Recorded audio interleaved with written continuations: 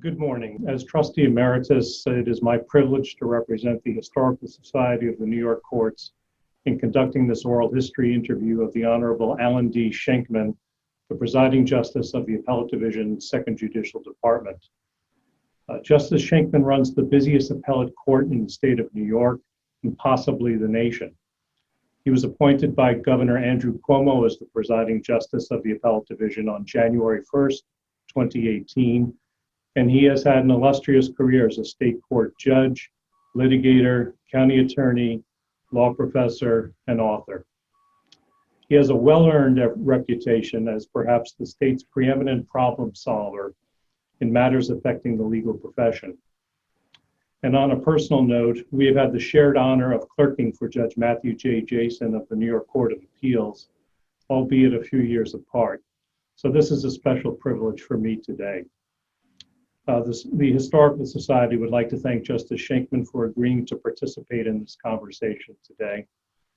And I'd also like to thank those who made today's project possible, most notably the Historical Society's Executive Director, Marilyn Marcus, who's done a fabulous work even during the course of the pandemic, along with Daniel Sierra of the Historical Society, who helped organize today's project with Bill McCann of the Appellate Division. And Steve Younger and Hank Greenberg of the Historical Society have been very much supportive and encouraging as well. For the record, today is December 10th, 2020.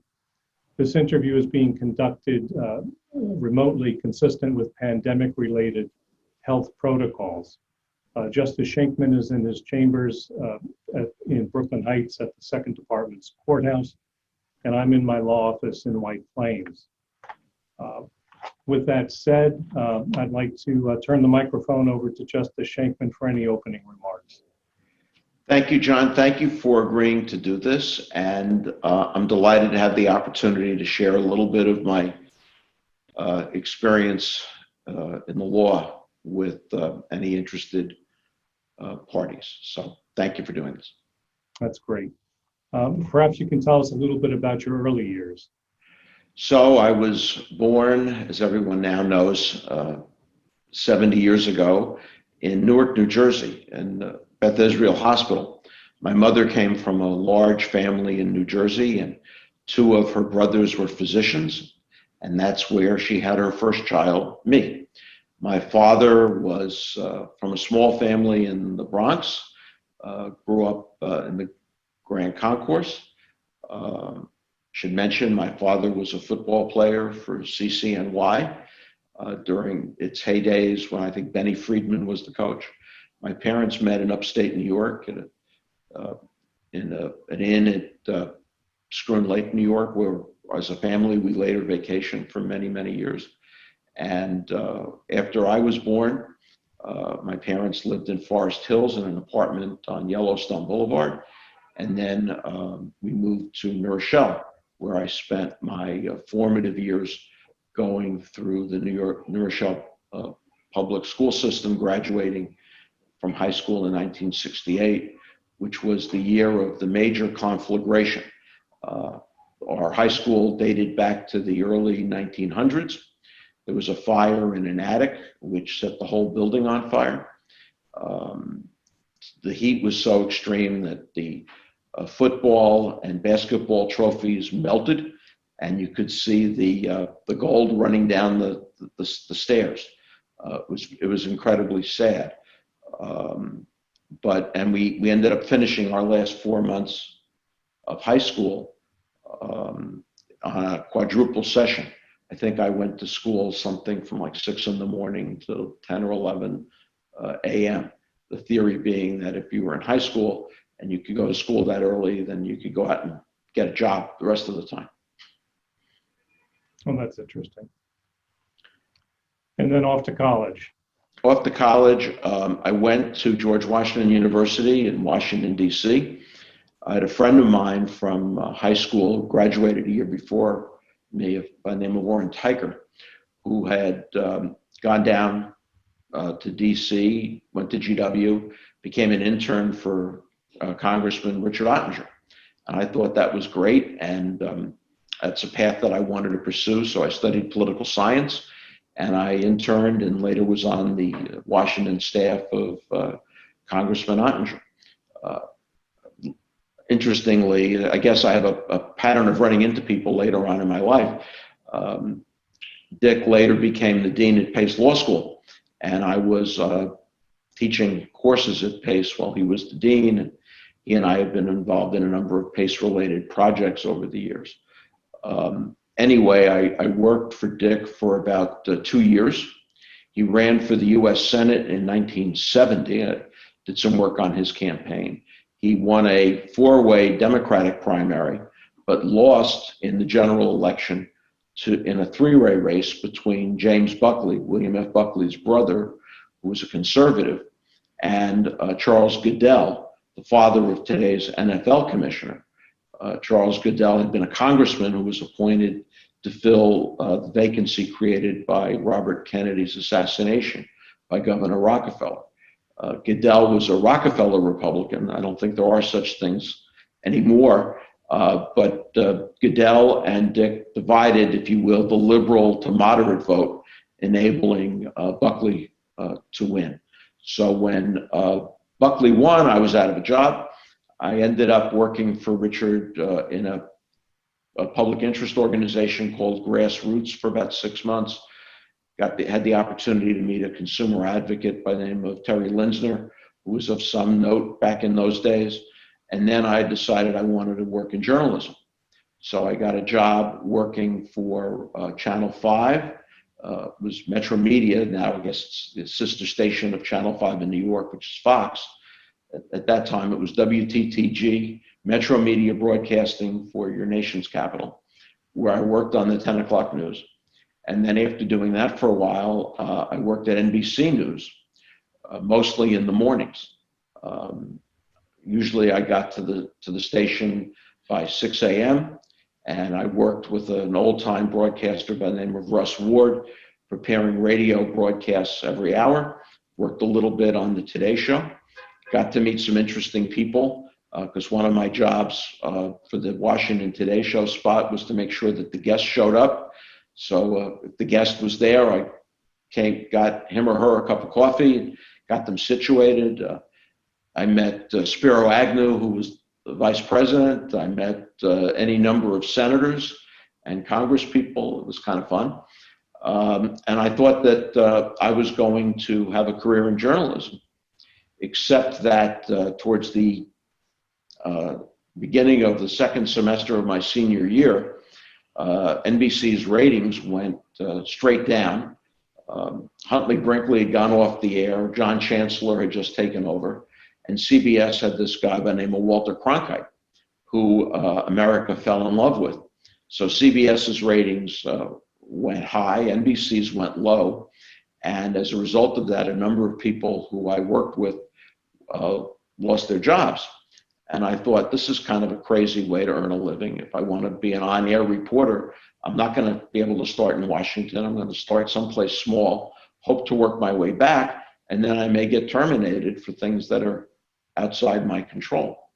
So along this path, I met a fellow by the name of Carl Stern, who was a reporter for NBC. He was one of the first, if not the first, reporter on the courts who actually had a law degree. And I also met a fellow with a law degree who reported on the Supreme Court for the Washington Post by the name of John McKenzie. And they both suggested that I get a law degree and then I could become a reporter.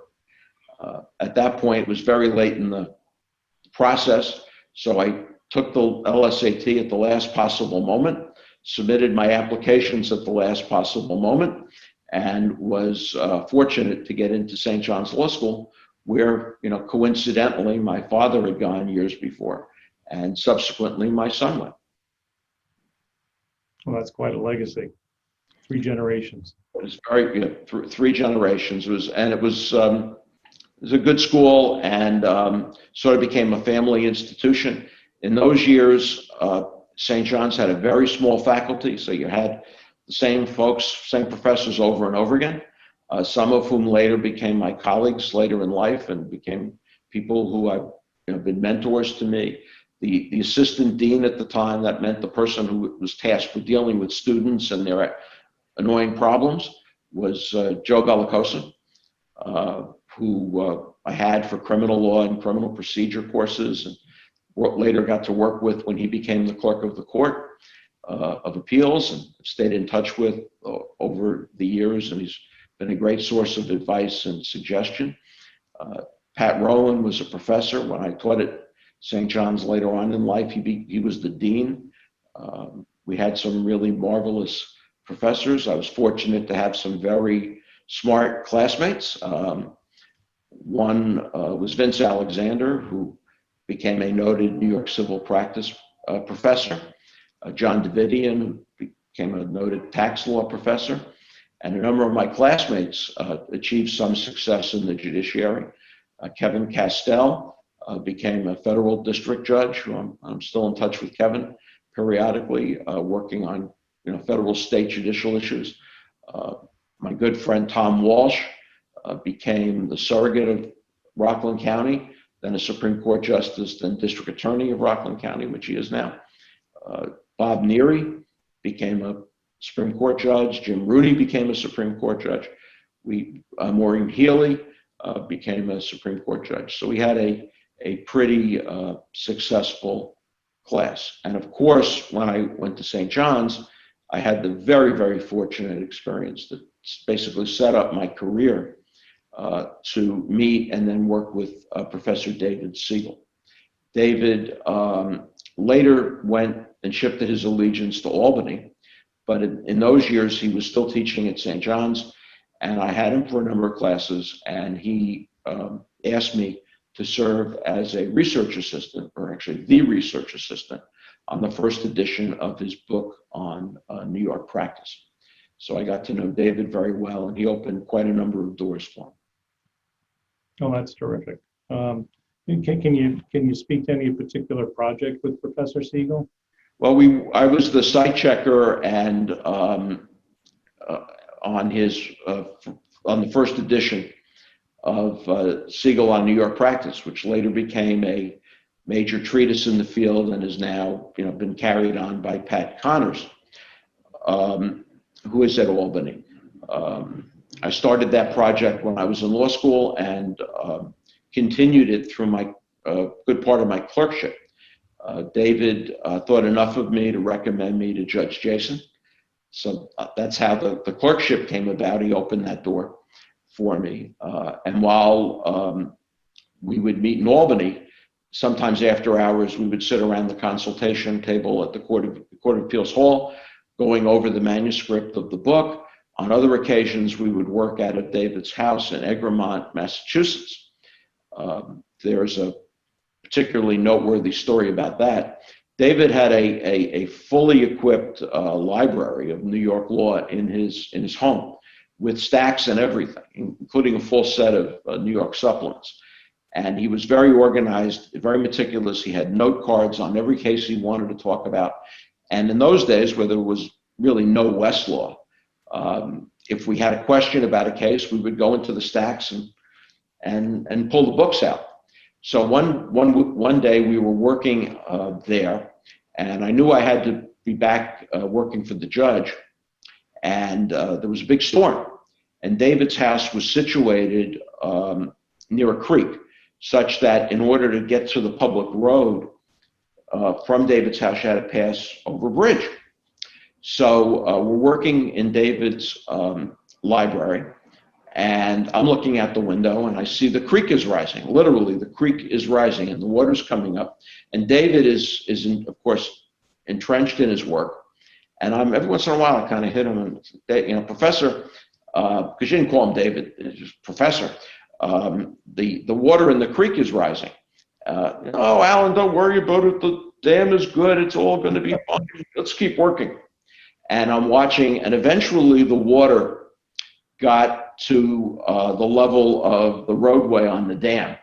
And I said, I don't really want to get stuck here. I love you, but I really can't be stuck here.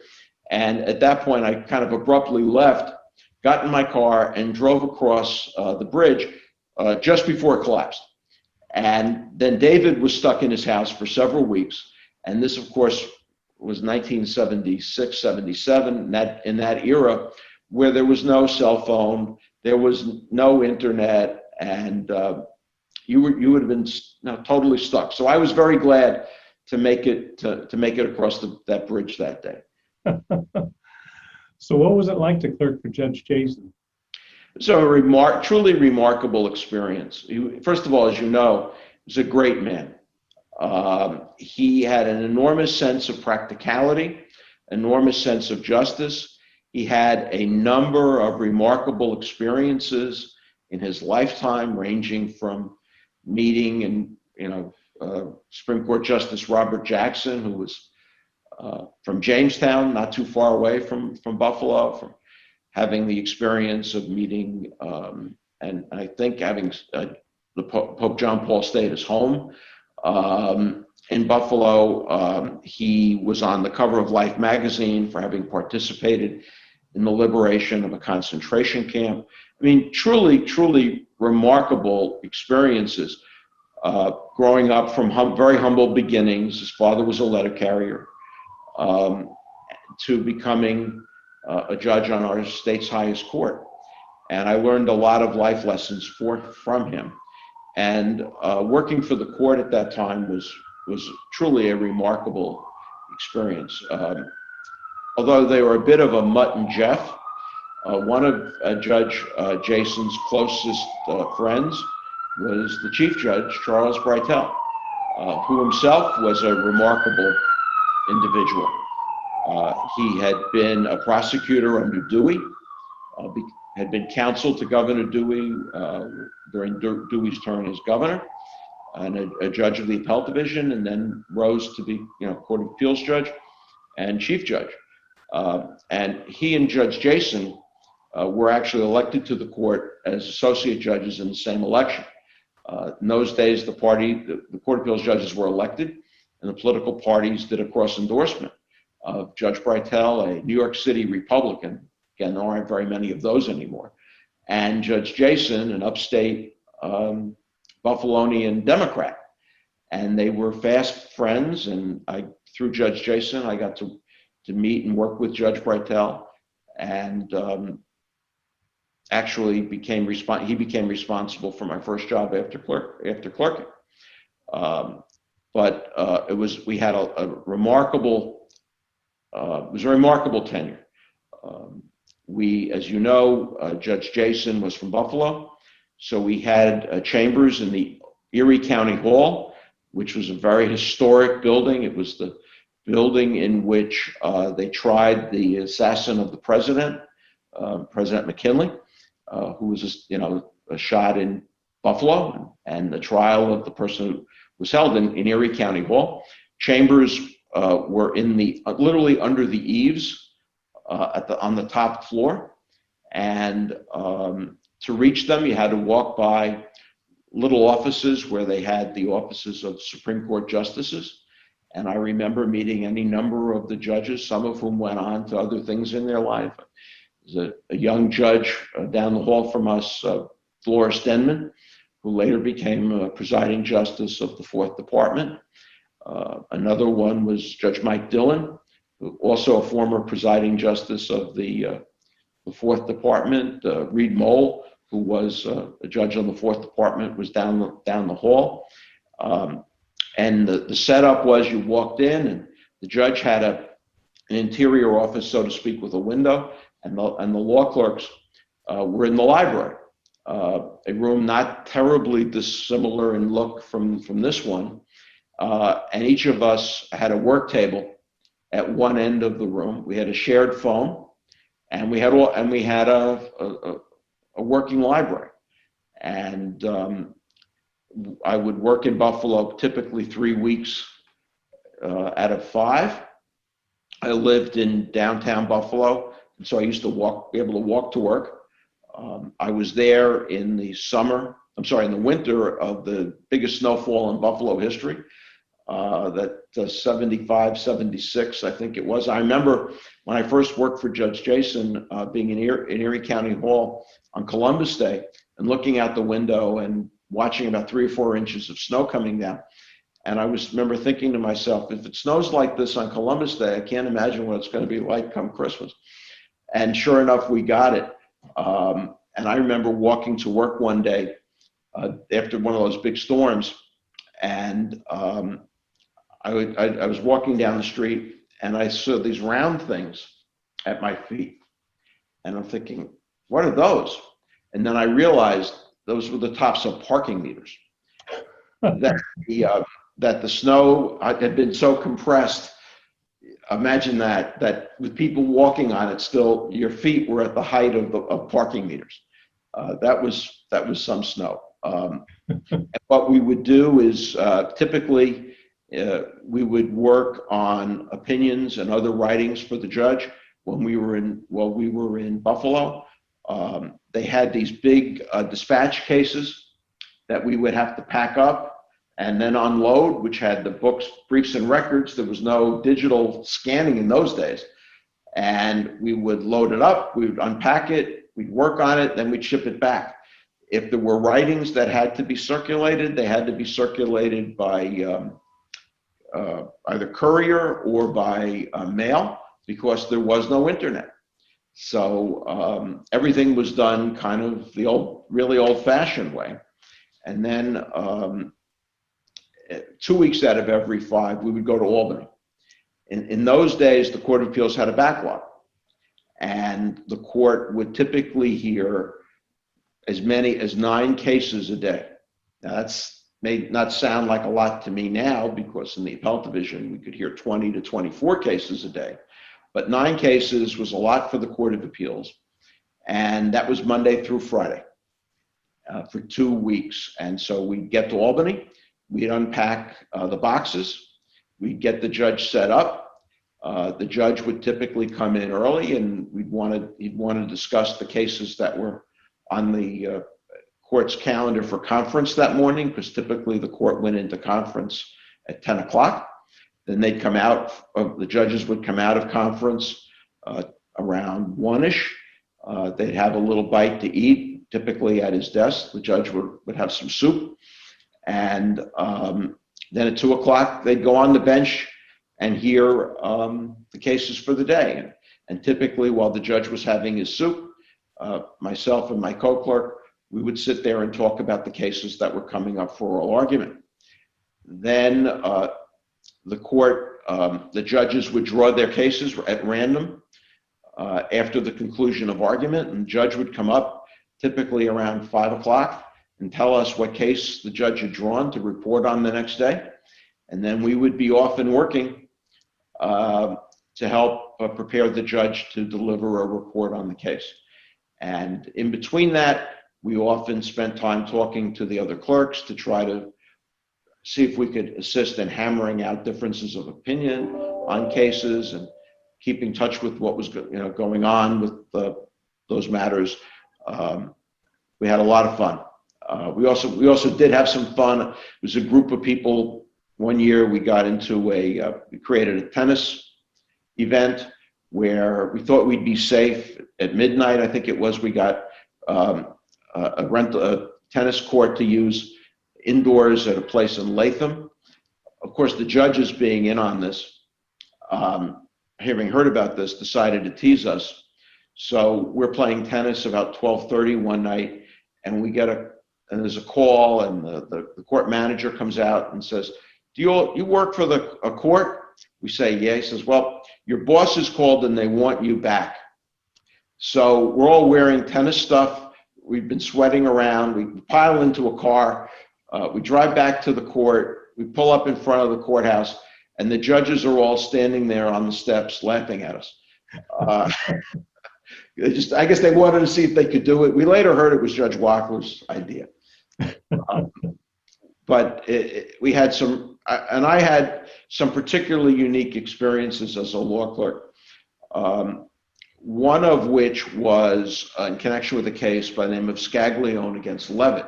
The case name still stays with me. In those years, New York City was having very severe fiscal problems, and the state legislature, among other things, created the MAC bond, or the Municipal Assistance Corporation, to sell bonds when New York City couldn't. And because they were afraid that nobody would buy MAC bonds, the legislature passed a statute that required the comptroller, who's the trustee of the state pension funds, to buy these MAC bonds in a rather large amount. And the unions were upset because they thought that the comptroller was being mandated to buy a worthless investment that would prevent them from the employees from getting their pensions. So Scaglione was a union leader who brought a lawsuit against Arthur Levitt, the state comptroller, saying, don't follow that law. And it was heard on an emergency basis. The court heard it at the City Bar Association on 44th Street in New York, not in Albany. And the judge called me in. I'd been working for him about a month when this case came on. And he said, Alan, we're going to be hearing this case in New York. You're from New York. Maybe you'd like to do this and you could, visit your folks at the same time. I said, sure, why not, Judge, whatever you say. And I made arrangements to fly down to New York. About a half an hour later, the judge calls me back into his office and says, by the way, because we have to hear this case on an expedited basis, there isn't enough time for each law clerk to research and develop an analysis on every issue for his or her judge directly. So we've decided to pool the law clerks. Be at the chief judge's office tomorrow morning. He'll give you your assignment. So here I am, about a month and a half out of law school, standing before the Honorable Charles Breitel at his office on Trinity Place, and he's barking out assignments. So the law clerk, I get my assignment. I don't remember what it was anymore. We hot-footed it up to the association and used their library. And then about 1 o'clock, had to go back to go talk to the judges, tell them what we found. The judges used as their conference room one of the rooms that is on the side when you first walk into the City Bar Association, and they had it set up as sort of like a little bench, and all the judges lined up, and the law clerks came in, and one by one we gave an oral report to the judges of the Court of Appeals on what we found, which was, of course, a little intimidating. I survived that experience, I guess, and stayed to watch the argument. The judges then went back to their conference room and conferenced the case. At some point, Joe Bellicosa, who was the clerk of the court at that point, my law school professor, said, Alan, don't leave. I said, okay. So I hung around, and after the judges came out, a number of the judges left, including Judge Jason, who was ready to get on his flight back to Buffalo. And it developed that Judge Breitel had arranged a dinner for the judges of the Court of Appeals at the Century Association. And since a couple of the judges had left, some of us were invited to fill in. So I had the honor of sitting around and having dinner at the Century Association with Judge Breitel, Judge Hugh Jones, Joe Bellicosa, who later was the clerk and later became a judge of the Court of Appeals, and I don't remember offhand who the other judges were who were there. It was a really remarkable experience. They had it in a private dining room, which was basically a library. I had never eaten in a library before, and people sitting around a small table. And Judge Breitel said, let's all talk about our backgrounds. And he started off by talking about how his forebears were from Germany and gave a history of his family. Judge Jones went next, and he started talking about how his forebears had come to the United States, I believe, from Wales, and were on a wagon train that had been attacked by Indians on their way across the continent. And I'm looking at Judge Jones, and this is so totally foreign to anything that I mean, I knew about wagon trains from watching the 40s and 50s Westerns. Actually know somebody whose family had been attacked by a wagon train was truly remarkable.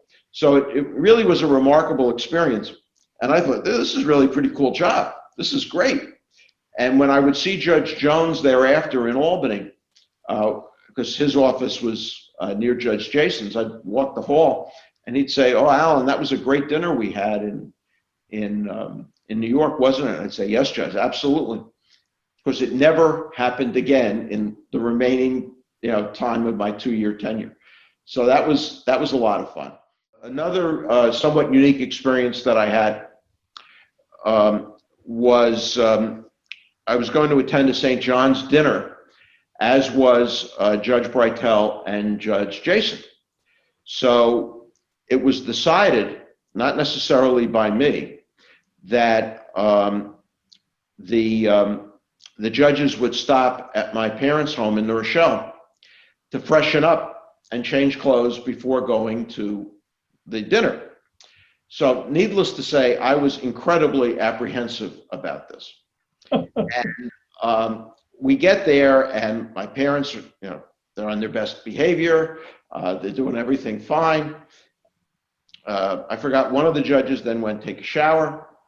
And I stayed superintending the other judge with my parents. Then second judge went, and then it began to dawn on me that I was going to at some point have to go take a shower and change my clothes, and I was going to have to leave these two judges with my parents, with no ability to provide any sort of mentoring or monitoring of this conversation. So needless to say, I was incredibly apprehensive. So I went, did what I had to do, came back out in as short a time as possible. And I find that the judges are sitting there talking to my parents about the trials and tribulations of raising children. And which actually turned out to be pretty funny because one of my first job out of law school was working for Judge Breitel's daughter. Who was a partner at the Marshall Brattle law firm. So I was hearing about Ellie and Vivian through Judge Breitel long before I ever met her in person. And of course I heard all about Mark and Peter, the judge's kids, Judge Jason's kids. It was really a remarkable experience. Well, that's fantastic. Tell me about your co-clerks. So my first year, my co-clerk was Paul Jones, who became a partner at Phillips Lytle. Paul was very tall in height and became known after the Dallas Cowboy football player of similar height as Too Tall Jones or Too Tall Paul. Paul was married and had young kids and didn't live too far from us, and Paul was very, very accommodating and great guy to work with. In my second year, my co-clerk was Carl Buckeye, who was from Buffalo. Carl was single at the time, and what I didn't know was that Buckeye is a English translation for his Polish name, which was Butzki. And he never told me that until one day, because we had this common phone. The phone rings, and I happen to answer it. Carl wasn't there. And a gentleman on the phone says, "Can I speak to Mr. Butzki, please?" And I say, "Sorry, but there's no Butzki here." And Carl comes back a little while later, and I say, "Carl, somebody called, and it was the most peculiar thing. They asked for Mr. Butzki." Carl said, "Well, that's me." I had no idea. And Carl became a bankruptcy judge in the Western District in Buffalo. So the judges' tradition of raising judges was fairly strong. I took the spot that had been held by Ed Sheridan, who was one of the judges' favorites. Really, really good guy. Ed became the head of the central staff of the Court of Appeals. He worked in the Law Reporting Bureau, became counsel, and then subsequently commissioner of the Department of Motor Vehicles, and a Court of Claims judge. And really, really, really good people. I had a lot of fun with and a lot of respect for Ed, Paul, and Carl. Outstanding. Outstanding. Well, just for the record, the footnote is Judge Jason would always refer to Justice Scheinkman as a quote unquote long ball hitter, which is a 1950s expression for probably a franchise player. So, Alan, you left big shoes to fill. Set the bar very high. I was very, very fortunate in some respects. We had some very interesting cases, and I think I was able to make a contribution to the judge and to the court in dealing with them. We had one of the notable cases in that era was a case by the name of Contessa against McCarthy, which involved a challenge to Eugene McCarthy being on the ballot in 1976. But I think the supposition was, which turned out to be true, that if McCarthy had been on the ballot, then Carter might not have carried the state against Ford.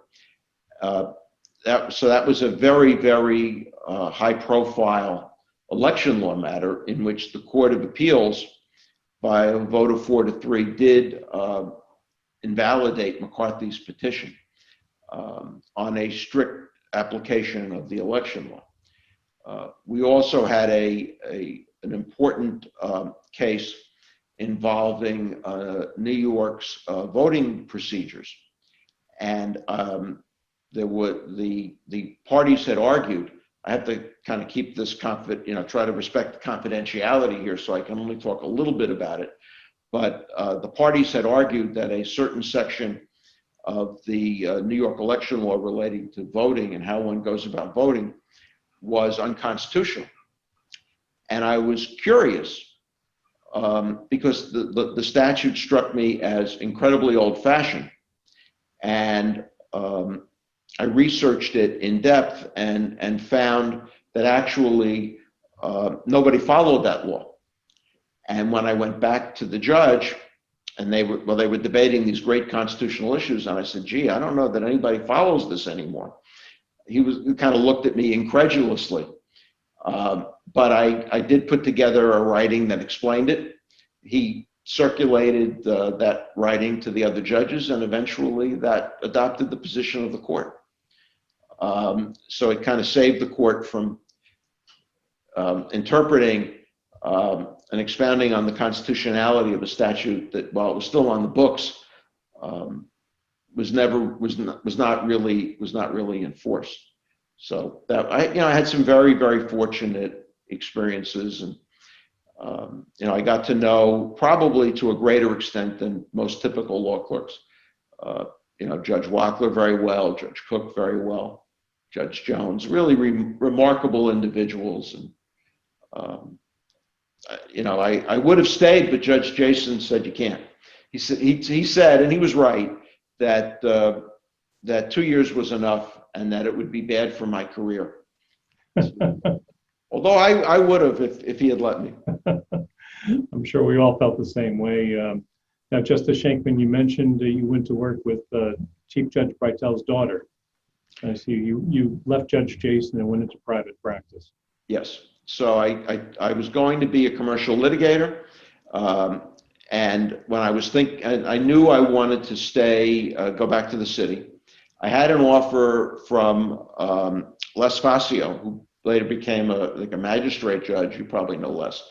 And he was a dean at the Notre Dame Law School. Sure. Les was corp counsel in New York City, in Buffalo at that time. And he invited me to join the corp counsel's office, but I decided I wanted to go back to the city.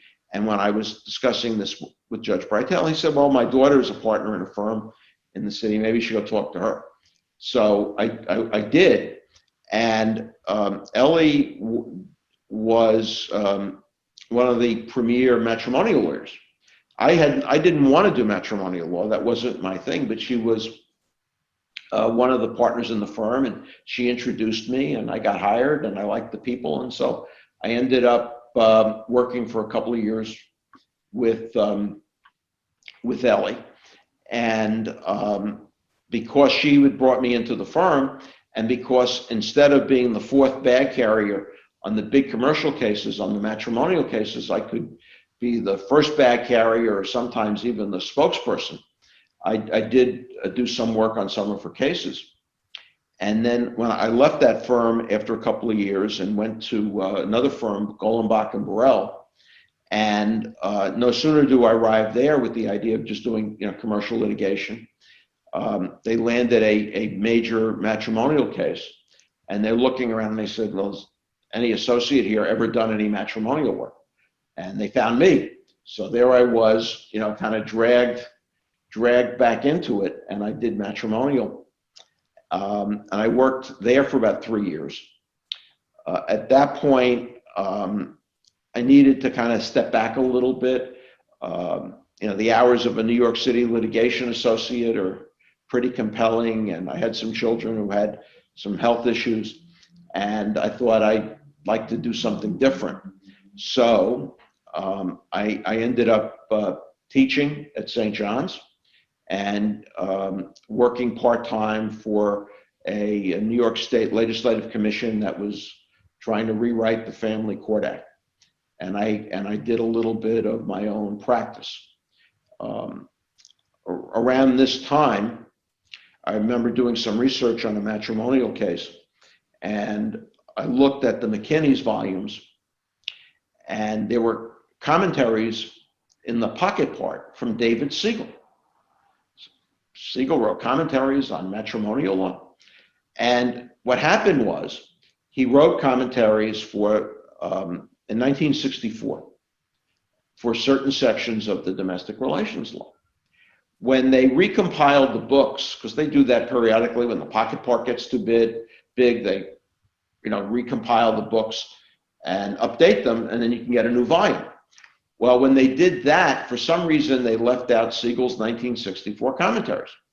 So the publishers people decided, well, we should just put them in the pocket part. That way people can see them.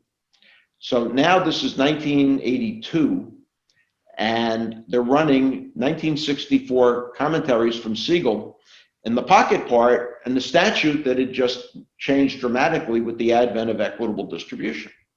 So I called David and I said, I don't know if you paid any attention to this, but West is running your 1964 commentaries in a pocket part.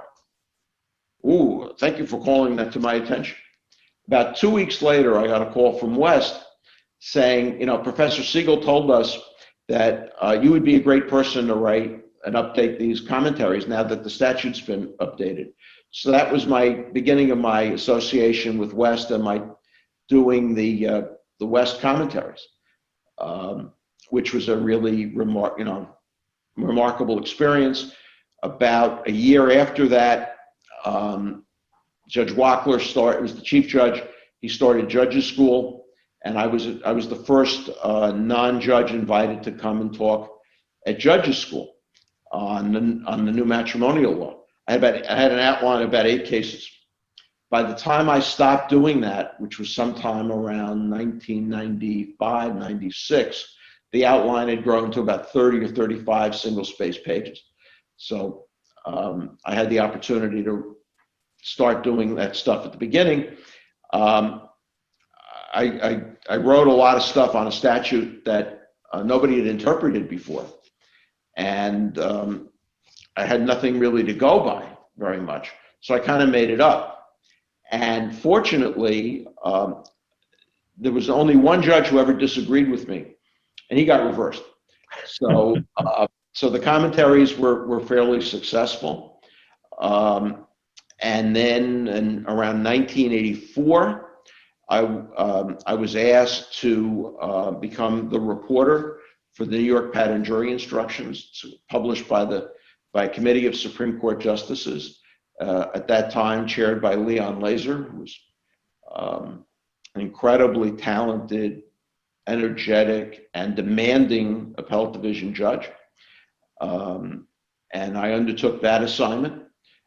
Got to meet some remarkable judges through that experience. There were some of the original members of the committee still on.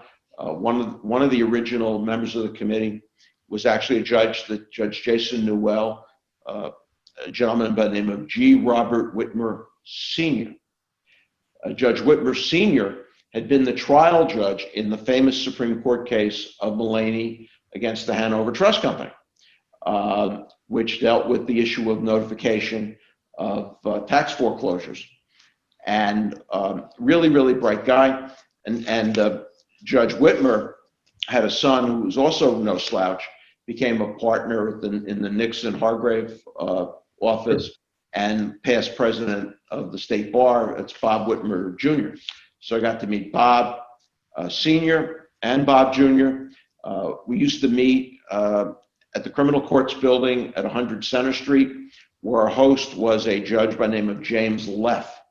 Judge Leff was, I think, the only elected conservative, and by that I mean capital C, Supreme Court judge, Conservative Party elected in Manhattan.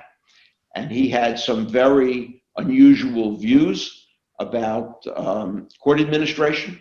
He was regularly jousting with the chief judge and Joe Bell. I think he refused an assignment to go from criminal term to civil term and refused to move out. He created something called the West 86th Street Judges Newsletter, which was sort of a response to the OCA newsletters. I remember, unfortunately, and I've looked around for them, I can't find my copies of them, but they were punctuated by such things as riddles as to how many administrative judges does it take to change a light bulb? He was a very, very unusual person, but there were some really terrific judges and a great experience. And I stayed with the committee as a reporter till 1996 or 97. And then when I became a judge later, they invited me to become a judicial member. So I was associated with that group for about 25 years. Oh, that's terrific. That's terrific. Now, obviously a very diverse legal experience, but can you touch upon some of the cases you've dealt with, some of the cases you've litigated, maybe in the matrimonial area or the constitutional area? Well, as a divorce lawyer, I had some very interesting clients. There was a time when I represented a photographer and children's book writer by the name of Jill Kremitz, who happened to be married to Kurt Vonnegut. So I had the opportunity, not necessarily on the most favorable circumstances, to interact with Kurt, whose writings I had always admired. I had the opportunity to litigate an issue about the constitutionality of New York's laws relating to the consent rights or veto rights, if you will, of biological fathers that was decided in a case by the name of Raquel Marie, an opinion by Judge Kay. That case was decided, I think, in 1990, in the 1990s. And one of the interesting things about that case is that the court did hold the statute unconstitutional, but, and I was representing the adoptive parents. The adoptive parents in that case were still able to pursue the adoption because the court fashioned an interim, what was supposed to be an interim standard for measuring fathers' rights. But because the legislature to this day has never been able to agree on what a permanent legislative standard should be, the interim standard established by the court in Raquel Marie still remains the law 30 some odd years later. Later on, I had the opportunity to litigate a number of federal cases involving the constitutionality of New York's eminent domain procedure law. This was a running set of battles that came out of an eminent domain for urban redevelopment project in Portchester, New York. A group that consisted of basically libertarians who are against governmental power, don't like eminent domain, even if it's for a firehouse, really hated the idea of the use of eminent domain for what they thought was a private purpose. They were the same group that litigated the Kelo against New London case in the Supreme Court, the Institute for Justice. And they thought they had something similar in New York. Well, we had, I think, 3 rounds of appearances in the Second Circuit in relating to the Brody against Portchester case. And then there was a related case by the name of Didden against Portchester. In the Brody cases, we were able to get the project built, and eventually Mr. Brody was found to be entitled to $1 worth of damages and no legal fees. On our panel, at least on 2 of the Brody appeals, was Judge Sonia Sotomayor, who is now on the U.S. Supreme Court. And in the Didden case, Judge Sotomayor was on the panel. And in fact, by this point, she was up for, when she was up for nomination to the Supreme Court, my son called me one day and said, "Dad, I was just listening to you on NPR." And I said, "What are you talking about?" And he said, "Well, there's a group of people who were opposed to Judge Sotomayor's nomination who thought that she had treated your adversary in the Didden appeal rather rudely. So NPR was playing the tape of the oral argument, and they had both him and you." And she was sort of taken over the coals a little bit by some of the senators over her hostility to the libertarians. I've had an opportunity to see her a couple of times since, one at a bar dinner, and once actually here in the Second Department. She came here to address a group of Latino and Latina judges, and I've had the opportunity to talk to her about it, and we've kind of joked about that experience. And I apologized if I was indirectly responsible for her having a difficult time during her confirmation hearings. That's terrific. Now, in the middle of all of this, you're teaching. You mentioned before St. John's. Also, I know you taught at Rutgers and Pace. Can you tell us a little bit about your teaching? Sure. So I taught at St. John's as a full-time member of the faculty for roughly 8 years. I taught New York practice, torts, professional responsibility, and matrimonial law. Along the way, a colleague of mine at St. John's asked me if I would teach New York practice on Saturdays at Rutgers Newark. And I wanted to do that for a couple of reasons. First, as I mentioned, I was born in Newark, so I had this hometown attraction to Newark, and it was a little bit about going home again. But also, even though Rutgers Newark is obviously a New Jersey law school, a lot of their graduates wanted to practice in New York. And they were particularly focused on encouraging people from diverse and impoverished backgrounds into their program. So I had a lot of students who were from diverse or impoverished backgrounds in my New York practice class, and I really appreciated having the opportunity to do that. And then later on at Pace, I knew both Jay Carlisle, who was their prominent New York practice professor, and Meryl Sobey, who was their prominent family law teacher. And both of them were taking sabbaticals or doing things, and they asked me to pinch hit for them in classes, and I was willing to do so. And in fact, I think the first class I actually ever taught at Pace I was pinch hitting for Chief Judge Cook. He had retired from the bench and was teaching a course on appellate advocacy at Pace. And he wasn't able to make the class one day. And he called me up and said, "Look, I can't come down. Would you cover my class for me?" And I said, "Sure, be happy to, Judge." And I have still a very nice letter that he wrote me and an inscribed thesaurus that he sent me as a thank you for having taken his class. So I had the opportunity to teach at Pace as well. I enjoyed that very much. Well, that's great. Earlier I mentioned your reputation for being a problem solver. And it just seems whenever there's an intractable policy issue affecting the legal profession of the courts, you seem to get the call. It doesn't matter if it's constitutional convention or administrative adjudication or completely other areas, including the bar examination in recent days. Can you tell us about your work with the bar associations and the court panels? So in sometime in the early 90s,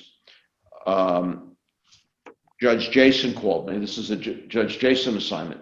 He had been asked by the state bar to head up a study on administrative adjudication. There were a lot of various complaints about the fairness or perceived unfairness of the adjudications rendered by various administrative agencies, including the Department of Environmental Conservation, the Health Department, and New York City traffic courts, which are actually done by an administrative agency. So the judge asked me to be the executive director of that study. So I was reporting to him, to Bob Whitmer Jr., who was on his way to becoming a president of the bar, and quite a group of luminaries. And we spent about 8 or 9 months doing public hearings and doing site visits and researching it. And we found some very good things that were being done, and we're able to hopefully give some degree of confidence in some of the agency adjudication. And we found some very poor things that we tried to influence for the better. In particular, one of the things that I think I was horrified, I don't want to impute words to the judge, to Judge Jason, but the committee report really condemned was the way that traffic adjudication was being done in New York. I guess because there's been a long history or concern with corruption in the New York City Police Department, the Traffic Violations Bureau thought that if too many tickets were being dismissed, that was a sign of corruption, either on the part of the police officer for not showing up to testify or for not testifying in support of the citation, or corruption on the part of the judge, because why would the judge be tossing cases? So the trial judges in the Administrative Adjudications Bureau, their proceedings were monitored. So there was a listening device so that the supervising judge could listen in and see what was going on in any particular courtroom at any particular time. And statistics were kept by the number of convictions and acquittals that each judge had. And if a judge had too many acquittals, then the judge was called on the carpet. And we thought that this was just an incredibly offensive violation of judicial independence. And it was really pretty clear that if a judge had too many acquittals and was called on the carpet, the judge wasn't going to get reappointed. It was going to get terminated. And we wrote a report that strongly advocated for other means of checking for corruption. And I think that had a positive impact. And the report was adopted by the House of Delegates, I think unanimously. And that was a great thing. In more recent days, I'm kind of fast forwarding a bit, but I was asked to head a task force on the bar exam, which turned out to be a somewhat different or additional assignment than we all had anticipated. When I took the bar exam, it was an all New York experience. With 2 days of questions. They were all written by the State Board of Law Examiners. They were all graded by the State Board of Law Examiners, and they were all focused on New York law. Typically, the essays were questions that were taken from fact patterns that appeared in recent Court of Appeals opinions, and the answers could be based on those Court of Appeals opinions. I guess in the early 80s, there was a movement to diversify the bar a little bit, and we adopted for one day the multi-state. So you'd have a day of New York and a day of the multi-state exam. And then under Chief Judge Lippman's tutelage about 3 or 4 years ago, they adopted the UBE, which totally eliminated New York law specific questions on the main portions of the bar exam in exchange for a national exam that in theory could be used to enable lawyers to avoid taking multiple bar exams in multiple jurisdictions. The only New York law component of it was that people were required to take what was called the New York law course, which is basically a CLE type of material, and you would have to watch it, and then every once in a while they'd ask you a question based on what you watched, and if you failed, you had to go back and retake it. I don't know what happened if you kept failing. Maybe it was like Charlie and the MTA, the old song that you had to keep repeating it. And then there was the New York law exam, which was an open book 50-question test that you only had to get 60% right in order to pass. And it was completely remotely administered. And the initial questions were really very simple. It was like, they're almost fill in the blanks. Like New York's highest court is the court of, and then you could, answer appeals, special sessions. You could see this, it didn't really take anybody any great knowledge to figure this out. And concerns were really raised about or admitting so many people who really lack basic working knowledge of New York specific law. So I was asked to chair a bar task force on that. We did a study of it. We recommended some changes, including the reinstallation of New York specific material. That report was adopted by the House of Delegates, and about a month later, we couldn't give a bar exam at all because the pandemic hit, and we were asked to provide additional recommendations on what to do as the result of the pandemic. And we delivered a report, a supplemental report, in about a week. One of the great things about that was the Court of Appeals basically adopted that report within a day.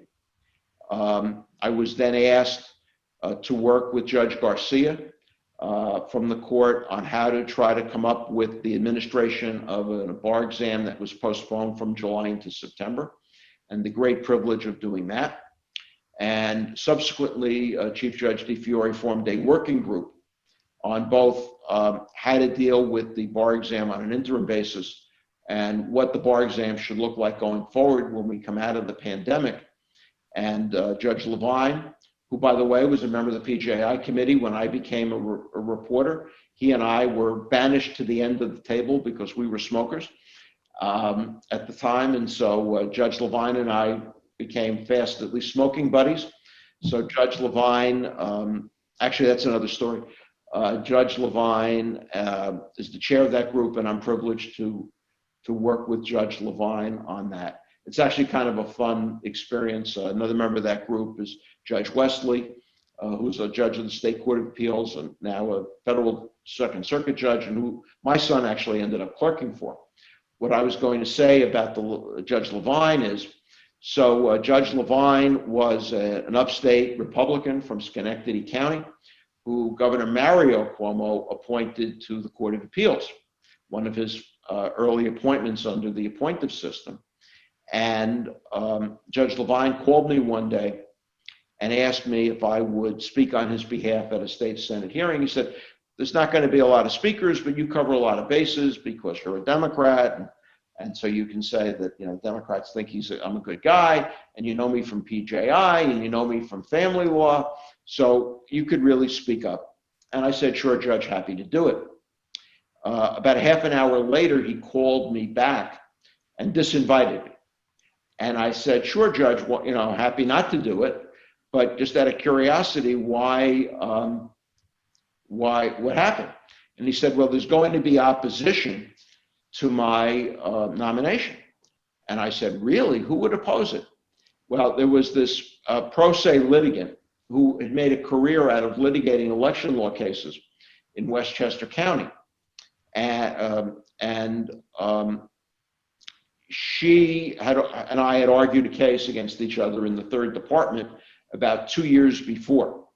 And as a result, because I prevailed, it wasn't hard to prevail, but we had prevailed. And as a result of that, she was going to argue that Judge Levine was hopelessly biased. And so under the circumstances, it was best that I not participate. Oh, that's interesting. That's interesting. That's sort of a truncated version of that story. So before we proceed, I'd love to hear more about your time as county attorney for Westchester County. Sure. That was a marvelous job. One of the best I ever had. In some ways, it was a little bit like being law clerk again. So county attorney in Westchester at that time was basically the equivalent of being both the corp counsel in New York City, as well as being the counsel to the county executive, the chair of the legislature, and all the constituent elements of county government. You might know that another Court of Appeals law clerk who I served with, John Nona, is now the county attorney. So as county attorney, I was the chief legal officer for the county of Westchester. A good friend of mine, Andy Spano, was elected county executive, and he asked me to serve as his county attorney, and I was honored to do that. I became responsible for the administration of what was either the second or third largest law office in Westchester at that time, with about 60 attorneys and about 40 or 50 non-legal staff. We had 4 significant bureaus. We had a family court bureau that was responsible for the presentation of juvenile delinquency cases. That is, people charged with crimes that would have been actually felonies or misdemeanors if they weren't below the age of basically 16, as well as representing the Department of Social Services in various child neglect and abuse proceedings. Obviously a very important job. One of the cases that I inherited as county attorney was the case of Malcolm Shabazz, Malcolm X's grandson, who was responsible for the arson death of his grandmother. And actually along that way, my opposing counsel were David Dinkins, who just passed away, and Percy Sutton, and our judge was Janet B. Fiore, who was then sitting in the family court. So that was kind of an interesting experience. So we had a family court bureau. We had a contracts bureau, because everything that's done in government has to be done by contract. And that was responsible basically for the operations of county government. We had a litigation bureau, which was responsible mostly for the defense of the county in litigation, although we did also have some affirmative cases, but we represented the county in both federal and state court, had some very unique experiences there. We were regular customers of Judge Bryant, and I got to know Judge Bryant very well. In fact, he came to my induction as a Supreme Court justice. In fact, I can tell you a couple of Judge Bryant stories if you want. Oh, I'd love to hear them. So Judge Bryant had in his chambers in White Plains a floor-to-ceiling oil portrait of a judge by the name of Marvin Manton. Marvin Manton was the only circuit judge who ever was convicted of taking bribes to influence the outcome of his cases. What had happened was Manton had been a wealthy person, got to be the Depression. He lost his fortune in the stock market and then had to stoop to corrupt acts. And he was prosecuted in federal court by, among others, Milton Gould of the Shane Gould firm. Milton Gould was a young AUSA at the time. And he had written a book which was serialized in the New York Law Journal on his experiences. And one of the chapters that I had read was the chapter on the prosecution of Marvin Manton. So we were in Westchester, we were thinking of building what became the annex to our courthouse. And they had just built what's now the Bryant Courthouse on the same plot. And Judge Bryant was kind enough to let me come over and have lunch with him, brown bag, and talk about courthouse construction. And he gave me a tour. Of course, it did put my mind a little ill at ease when he started the tour by introducing me to the holding cells. But it was important to know how the flow of a courthouse works and what you do with prisoners in a courthouse. And then we went up to his chambers. And I see that on the wall he has this huge oil portrait of Marvin Manton. And having read the Gould stuff, I knew the story.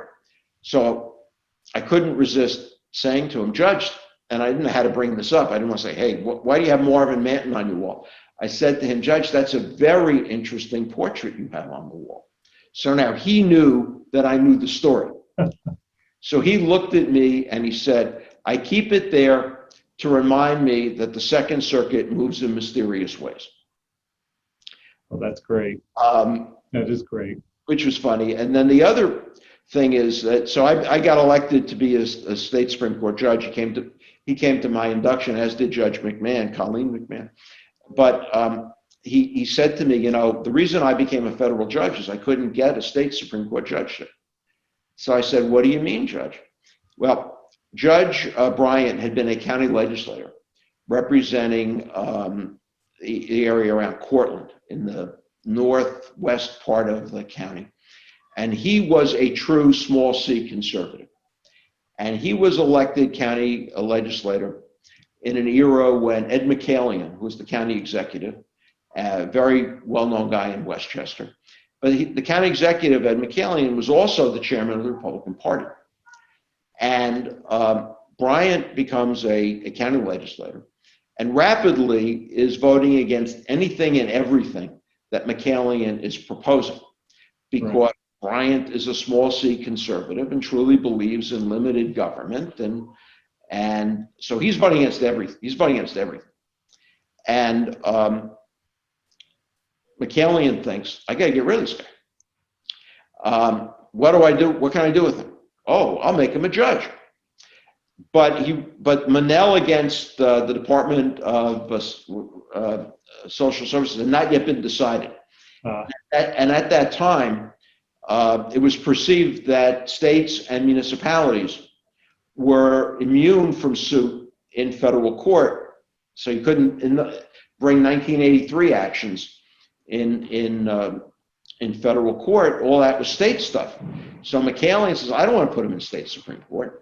You know, he'll be hearing Article 78. He'll be hearing, cases, all sorts of cases against the county. I don't want to put him in that position. So I'll put him where I'll never hear from him again. And in his capacity as Republican leader, he called the White House, then President Richard Nixon, and says, I need you to do me a favor. I need you to put this guy on the federal bench. And that's how Judge Bryant became a federal judge. And about 2 or 3 years later, Monell was decided, and Judge Bryant, in effect, became the overseer of county government. Anyway, we had the litigation department, and we also had an appeals and opinions unit that was responsible for writing legislation and writing and doing appeals and giving legal opinions to various county entities. One of the reasons why this was such a fun job is Westchester County is a very unique place, and it has lots of things that most counties don't have. For example, Westchester County has the last remaining municipally owned public amusement park called Playland in Rye, New York, where, of course, I had gone as a kid and brought my kids. And so I became the lawyer for Playland, which was a tremendous amount of fun. Westchester County has an airport. So I got to be the airport lawyer. Actually, the airport people sent me to an airport law conference, and I remember going to a lecture that they were having on franchising at airports, basically how to, the arrangements for concessions that you see at all these airports for fast food and other stores. And I'm sitting next to the guy from the Port Authority, and I'm thinking, he's got all this stuff. All I've got is the coffee shop. But you know, we had to know an awful lot of airport law, which was a tremendous amount of fun. And probably the most challenging assignment was we had just finished when the Spano administration came in. The public hospital, the Westchester County Medical Center, had just been spun off into a public benefit corporation. And we had some real problems with the agreement that had been negotiated under which that happened. And this actually comes back to Judge Jason again. How are we going to deal with this agreement? It's a terrible agreement for the county, we think. How are we going to get this redone? So it turned out that the previous administration had no interest in doing this deal, which needed state legislative approval, until the legislature, to protect the interests of unionized workers, put a provision in the enabling legislation saying that anyone who was an employee of the Department of Hospitals on December 31st, when it flipped into a public benefit corporation, would be guaranteed job security for at least 2 years. So this was designed to protect nurses. However, the county attorney and the deputy county attorney who had negotiated this deal then flipped on December 31st to become employees of the Department of Hospitals. And they now had a 2-year job security provision. So in thinking about it, I decided that there was something wrong with this. And it turns out there actually is a statute in the general municipal law that prohibits a municipal officer from engaging in deals for one's own self-benefit. And so I argued that this was such a deal. And under the general municipal law, the deal is not only it's illegal, it's also void ab initio. So I took the position that the deal was void ab initio. The hospital, needless to say, didn't agree. And of course, in one of the great cross currents of this, the chair of the hospital board was Al Del Bello, former county executive and later my law partner. They were very much opposed. So they went out and they hired Steve Gillers at NYU to write an ethics opinion. Now Gillers may be a terrific ethics person, but I didn't agree with his opinion on ethics, and he certainly didn't know anything about municipal law. So rather than have this just be a face-off between Gillers and myself over some incredibly high stakes, because there are millions and millions, hundreds of millions of dollars at stake in this, I went to Judge Jason, and I said, look, would you do me a favor? And I don't care how this comes out. Just give me your honest opinion. I'll give you what I wrote. I'll give you what Gillers wrote. You write a report. Tell me what you think. And he did. He undertook the assignment, and he did write a report that agreed with me. I didn't ask him to, by the way. And we were able to force a renegotiation of the deal. And I became a hospital lawyer, if you will. I learned an awful lot about hospital finance. One of the features of the old deal was basically that the medical center could keep asking the county for money for what they called public services, which basically was anything that lost money at the hospital. Because there are a lot of things that at a public hospital lose money. There are a lot of things at a public hospital that gain money, such as various elective procedures. So they got to keep all that, but they got to charge us for all the other stuff. And I had a county executive who was committed to lowering taxes. So this was not a good fit. And they didn't have to tell us anything about their finances. So as part of the renegotiated deal, we included provisions that enabled us to have access to the financials. And also we created various stress tests so that if they failed a stress test, the county could take increasingly active positions in managing their finances because of the hundreds of millions of dollars that the county was on the hook for. And what did happen, as you may know from following the newspapers, is the hospital did fall on hard times. The stress tests were triggered, and the county did eventually basically have to take over the hospital, or the hospital's operation again. And so I viewed that as a tremendous success in terms of saving the county from what could have been an endless fiscal pit and some real issues. One of the things that I learned from that, one of the experiences that flew out from that, was I was asked by the county attorney in Erie County, when they were thinking of doing the same thing with their public hospital, to come up and spend some time in Buffalo talking about how to spin off a public hospital.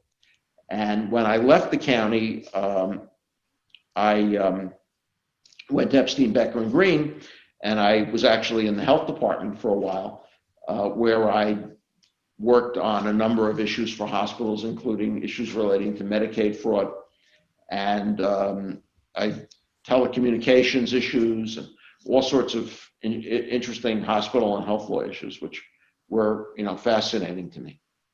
Oh, that's extraordinary. So that was really, really, it was a wide range of public service, and it was a great job. I had a lot of fun in it. It sounds like you became the quintessential Renaissance man in that job. You had to, and I learned about public finance and the issuance of bonds, and one of the things that I'm actually very most proud of is Andrea Stewart Cousins, when she was elected with the goal of creating a human rights commission for Westchester County. The state has a human rights commission, but historically they have been very backlogged and very, very hard for them to hear anything on a timely basis. So I worked with her, and we fashioned a human rights law, which was enforced by a human rights commission. I worked with her and George Latimer, who was then the chair of the legislature and now the county executive, to overcome the objections of certain religious communities and business, to convince them that this would actually be a good thing for business, that we would have a fair commission that could quickly adjudicate complaints and do so in a fair way, and actually help businesses stay out of court by trying to resolve things in a timely way. And we got it passed, and it's really been a remarkable success story. And does it still exist today? It still exists today. That's a terrific legacy. And it really has helped lots and lots of people. And and even though the subsequent intervening administration of Rob Astorino was not necessarily pro-government, they maintained that group, and the business community regarded it as a success. So it actually is a real success story. Well, it's wonderful to hear about. Thank you for sharing that. I guess maybe now's a good time to talk a little bit about your judicial career. And I know you were elected as a justice of the state Supreme Court in 2007. Perhaps you could tell us about how that happened. So I had been involved in politics and elections for a very long time. I had been the law chair of the Democratic Party. I had represented quite a number of political candidates over the years. I had done contested election work, oddly enough, for some people who've now gone on to higher office. I did work for Nita Lowey when she was congressperson. I did work when she was running for county legislator for Andrea Stewart Cousins, who's now the majority leader of the state Senate. I did actually some work for our present governor when he had been a candidate for office. So I'd been around government and politics for a long time. In 2006, my kids had finished with their college obligations, so I felt I'd done my duty, and now I could do what I wanted for my career. And there were 2 open seats on our state Supreme Court, and I was able to get the nomination for one of those seats, to run as a Democrat. I also had the conservative line. I was one of the first Democrats in the 9th District to have both Democrat conservative, because usually it's Republican conservative. And I also had the Independence Party line. There were some other opponents, and I had a running mate by the name of Sam Walker. And Sam and I were elected in 2006. And we took office in January of 2007. And that started my 14-year term, which coincidentally ends at the end of this month, along with the fact that I am constitutionally prohibited from seeking re-election. So I got elected. By the way, one of the people I had been involved in helping in government and politics was Jonathan Lippman. The chief, Judge Lippman, had wanted to secure a cross endorsement to become an elected Supreme Court judge. I helped him the first time, it didn't work. Notwithstanding that, I helped him again the second time and it did work.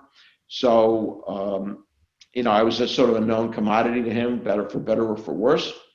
And I got elected and I got assigned in Westchester County to doing commercial division work and matrimonial law. So I had a part doing that. After a couple of years, or maybe a little less, I was appointed by Judge Lippman to serve on the appellate term, which hears appeals from town, village, and city court matters. And then in 2009, I was appointed the administrative judge of our district. The district is the 9th District. It covers 5 Hudson Valley counties: Westchester, Orange, Rockland, Dutchess, and Putnam. I believe I've gotten them all. And the administrative judge is responsible for the day-to-day administration of the courts in all those counties. That involves over 100 full-time judges, and at the time, about 1,500 non-judicial employees. And in addition to that, I continued to do the commercial division calendar. I took over, when a judge got sick, I took over her matrimonial calendar, did that too. And then when the foreclosure crisis hit, I also undertook to do the foreclosure calendar in Westchester. And I tried to make it my business to try cases as a judge in every county, which I was able to do. Had a lot of fun doing it.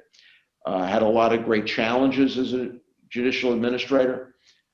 I got to work with the Astorino administration on taking what was the worst family court in the state and replacing it, the building in Yonkers, with a building that was the best, when it was done, best family court in the state, most modern. I got to work with the county executive in Orange County, a great guy by the name of Steve Niehaus, on rehabbing and restoring both a modern county courthouse in Orange County, and we also brought back back to judicial use the 1842 courthouse, which was very historic. And I got to try the first case in that reopened courthouse. It was a medical malpractice case. We heard it was over the winter time. It was an old steam boiler. So every once in a while you'd hear the clanking on the pipes, which sounded like somebody was in the basement hitting with anvils. But it was a really unique experience to be able to sit on a bench and think that judges had sat on that bench going back to 1842. Really, really cool. Oh, and as a commercial division judge, I was also able to arrange a sitting, couldn't be for a trial because the law got in the way, but it could be for motion calendars and conferences at the old Bedford Courthouse. Oh, yes. On Yes, I know it well.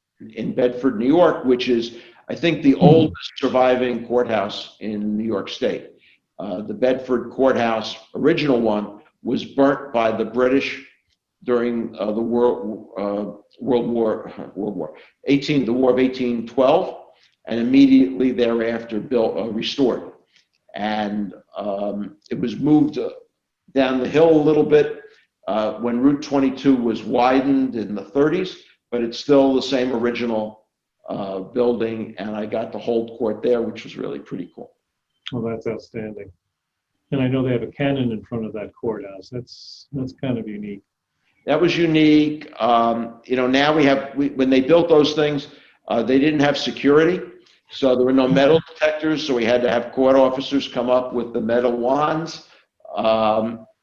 They didn't have a built-in place for court reporters, so we had to kind of create one. It was I didn't put on a wig though. Some people were saying, "Why don't you put on a wig?" I said, "No, I'm not going to go that far. The robe is as far as I go." I don't know if this is a good time to maybe move into the current situation as presiding justice of the busiest appellate court probably in the nation. Could you tell us how you arrived at this point in your career? Well, I had always had visions at some point of being an appellate judge. When I was early on in my judicial career, Governor Spitzer, who was somebody who I knew pretty well, had indicated that he would be inclined to appoint me. Unfortunately, he wasn't around long enough to fulfill that promise. I had the opportunity to be appointed as an associate during Governor Patterson's tenure, but I felt I had unfinished work at that time as an administrator, so I did not take that opportunity. But then I felt I could, be of value, and this was a court that needed, I thought, some strong administrative skills and needed some things that I could bring to bear. So I applied, and I was driving home. I had just been to Yonkers to swear in a bunch of local officials when I got a call from the governor's counsel, Alfonso David, telling me that I had been appointed, but I couldn't tell anybody. And one of the things that from the governor is he doesn't like to have his announcements stepped on.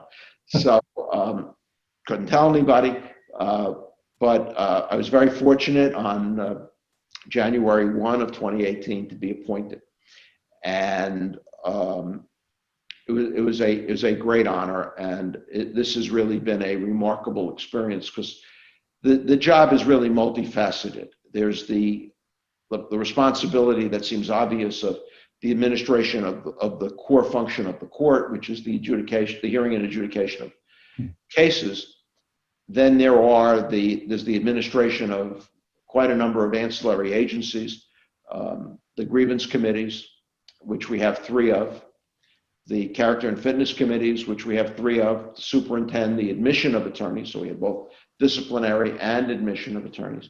Then we have the operation of our 18B panels, that is the lawyers who are assigned to represent people in criminal and family court matters who cannot afford counsel in circumstances where they are either constitutionally or statutorily entitled to counsel.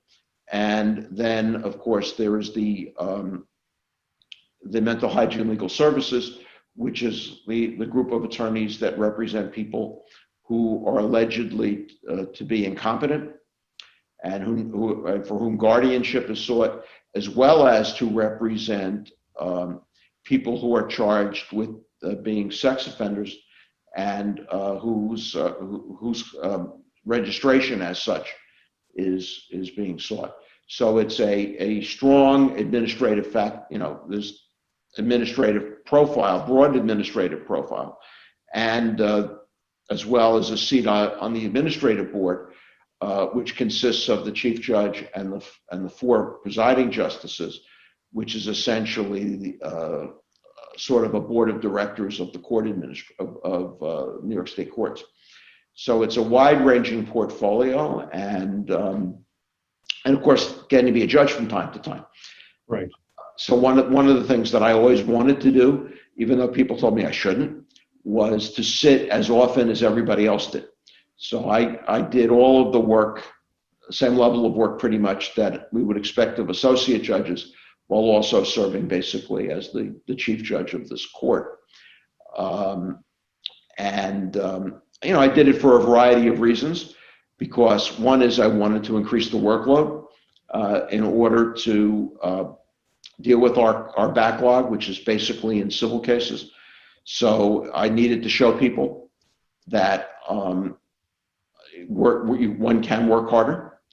I also had not been on the court before. I was the first presiding judge to be appointed in the second department who had not previously been on the court.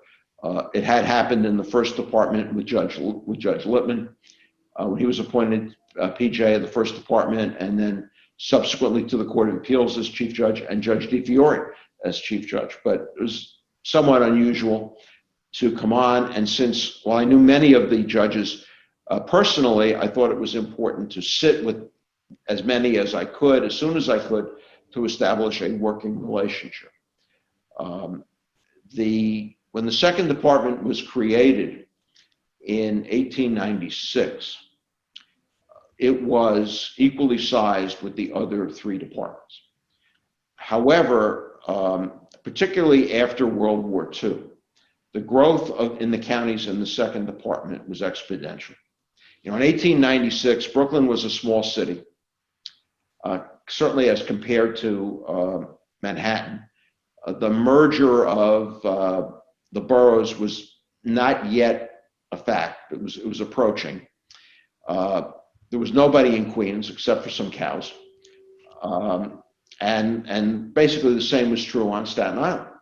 And Nassau County was a land of very large estates. Suffolk County was a land of fishermen. And the Hudson Valley was also, dairy farms. So the second department was somewhat urban, but mostly rural. By the time World War II ended, and there was a big housing boom to create, living quarters for returning servicemen, and you had the tremendous growth on Long Island. You had a tremendous growth of business activity in Brooklyn and Queens, and even to a degree on Staten Island, and then into Westchester County. And as a result of all of that, litigation of all sorts increased: business litigation, tort litigation, contracts, land use cases, zoning, criminal cases. So the growth of the calendar has just been exponential. The second department now consists of half the population of the state in just 10 counties, because as the second department has increased in size, the third and fourth departments, with the shrinking of the upstate economy, the third and fourth departments have grown smaller, and even the first department, has shrunk a bit. Manhattan is not quite as populous as it once was. The Bronx is not quite as populous as it once was. So the second department has taken on this outsized role, and it became, the busiest appellate court in the country. By the 1990s, the court was forced to do something very unusual, which is it outsourced a good part of its calendar to the other departments.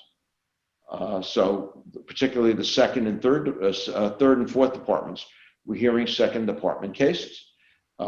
It was not widely popular either with the judges in those courts or with the lawyers, because you had to go to Buffalo or Rochester or Albany to argue a case that originated here in Brooklyn or in Westchester.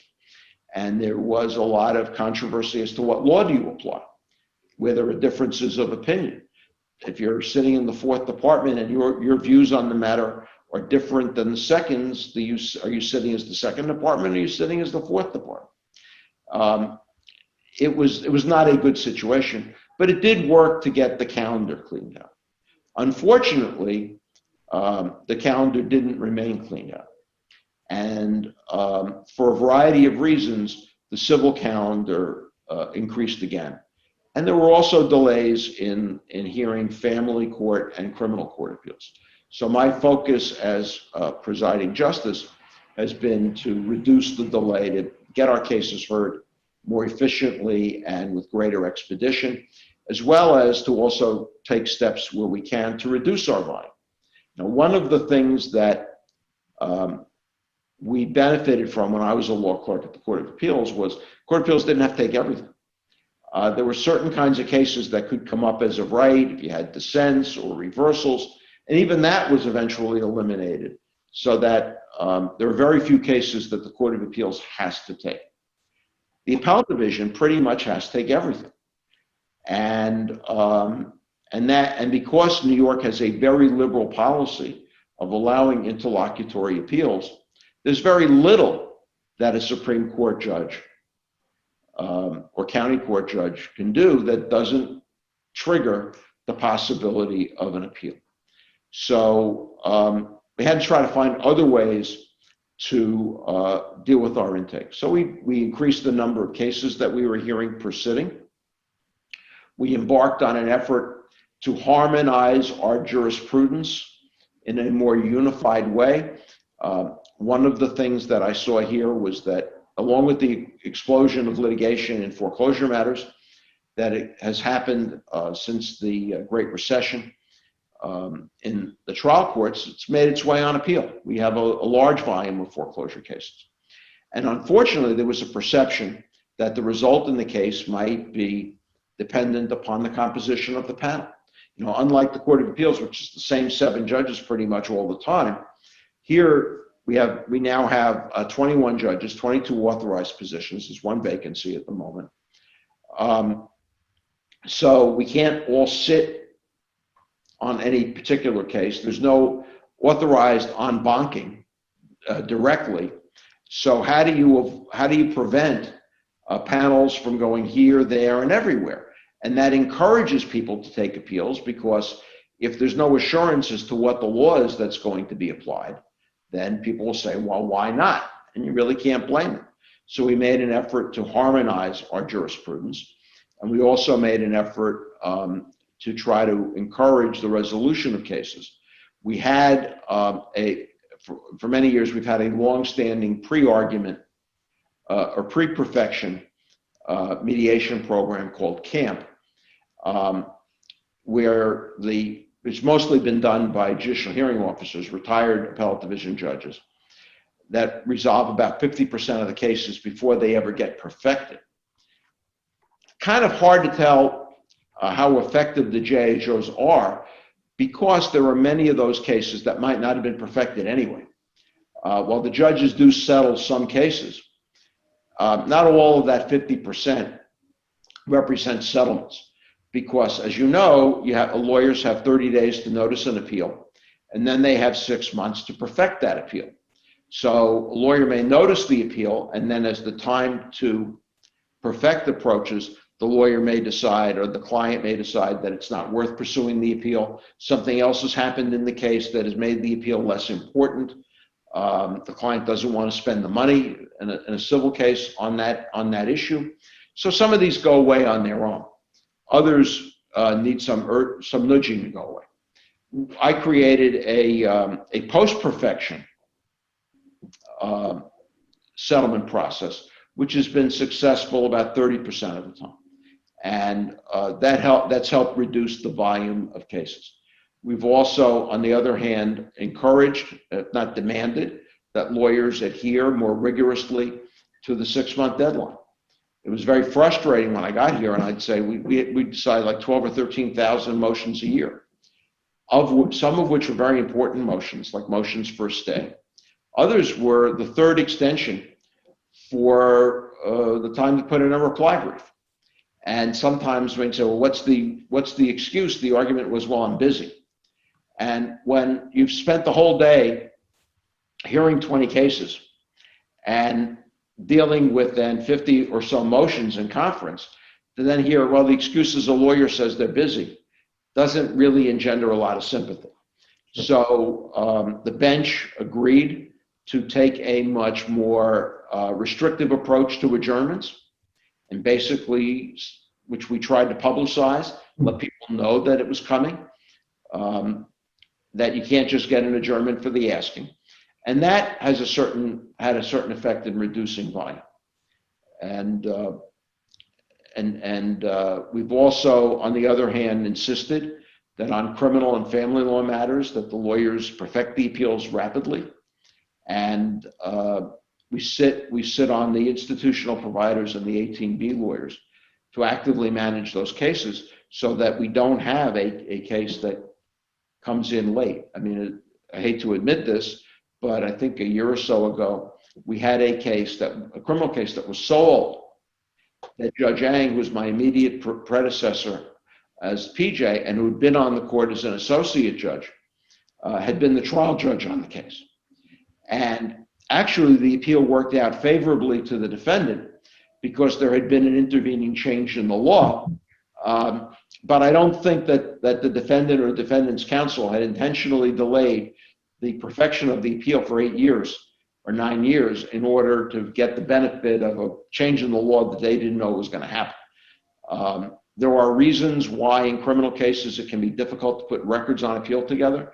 So with Judge Marks, Larry Marks, Chief Administrative Judge's help, we've been working on trying to make it easier to assemble records on appeal in criminal cases with the goal of reducing the time that it takes to perfect and hear a criminal case, as well as to reduce the time it takes to perfect and hear a family court case. So you're not hearing a case involving the custody of children 2 years after the fact, when the likelihood is that whatever the circumstances were at the time of the trial, they may well have changed since then. And we're trying to do similar things on the criminal side. I see. Well, you paint a picture of great complexity and a really daunting task, even under the best of circumstances. But we also have this pandemic, and I know you're going to address this issue in other fora. But how has the court managed through the pandemic? It's been a challenge. We had one of the things I tried to do was vastly increase the technology of our court, not with the goal of how we're going to have this technology help us in a pandemic, but with the goal of trying to make us more efficient.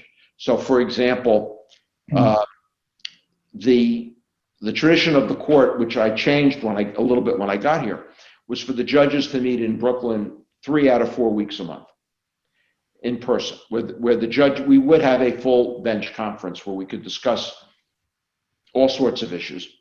And then the judges would break up into smaller groups to discuss particular cases that might be problematic. Because when are you going to get the same constellation of 4 judges together? Well, we could do it if everybody was in Brooklyn. I had wanted to encourage the judges to come to Brooklyn less, not because I don't like Brooklyn, but because the fact of the matter is that while there was a time when almost all of the judges were from Brooklyn, now the great majority of our court does not come from Brooklyn. I was the 6th judge appointed from the 9th district out of 22. We have 4 on Long Island, or 5 at the time on Long Island. So that was another, so that brings us up to 11. That's half, plus judges from Queens and Staten Island. And most of the judges who are from Brooklyn don't have their chambers in this building. They're down the block in the criminal courts building on J Street. So we needed, traffic being what it is, why are we taking time to have judges drive an hour or more to come to Brooklyn for a conference when we can be more efficient and potentially do these remotely? So I upgraded our technology so as to have a large screen in our conference room where judges could conference. I encourage judges to use the Skype technology so that instead of waiting for Wednesdays, the justice presiding on the case could call the panel together and they could conference it by video. We put a large screen in our courtroom as well, with the goal that if we had inclement weather and a lawyer from Suffolk County couldn't make it in because of a snowstorm, that the lawyer would be able to argue remotely. It's very hard for us to grant adjournments on oral arguments, because when are you going to get that same group of 4 together? So I thought that having this technology would also help the argument of cases, because if you wanted to talk about the show-up identification, or the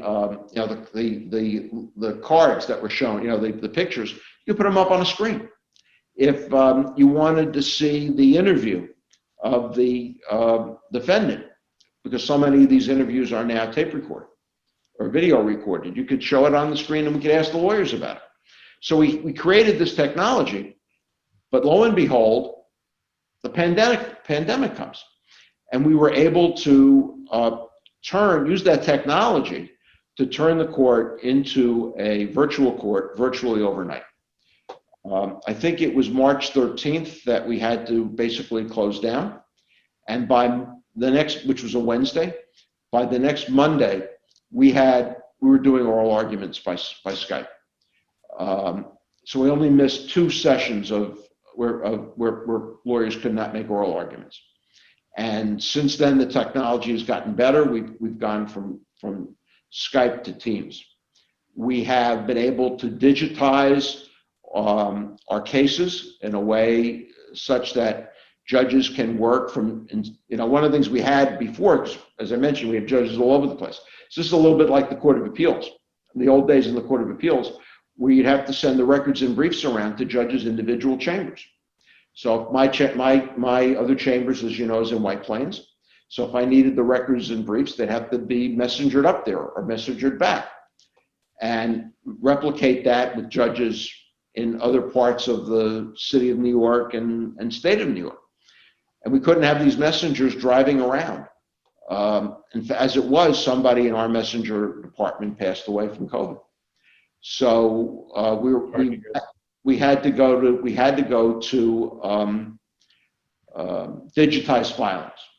It set us back a bit, and it created a bit of an odd circumstance, because we had just gotten to doing some digitized filings on main appeals. Now, normally you'd like to do, first in, first out, to be fair.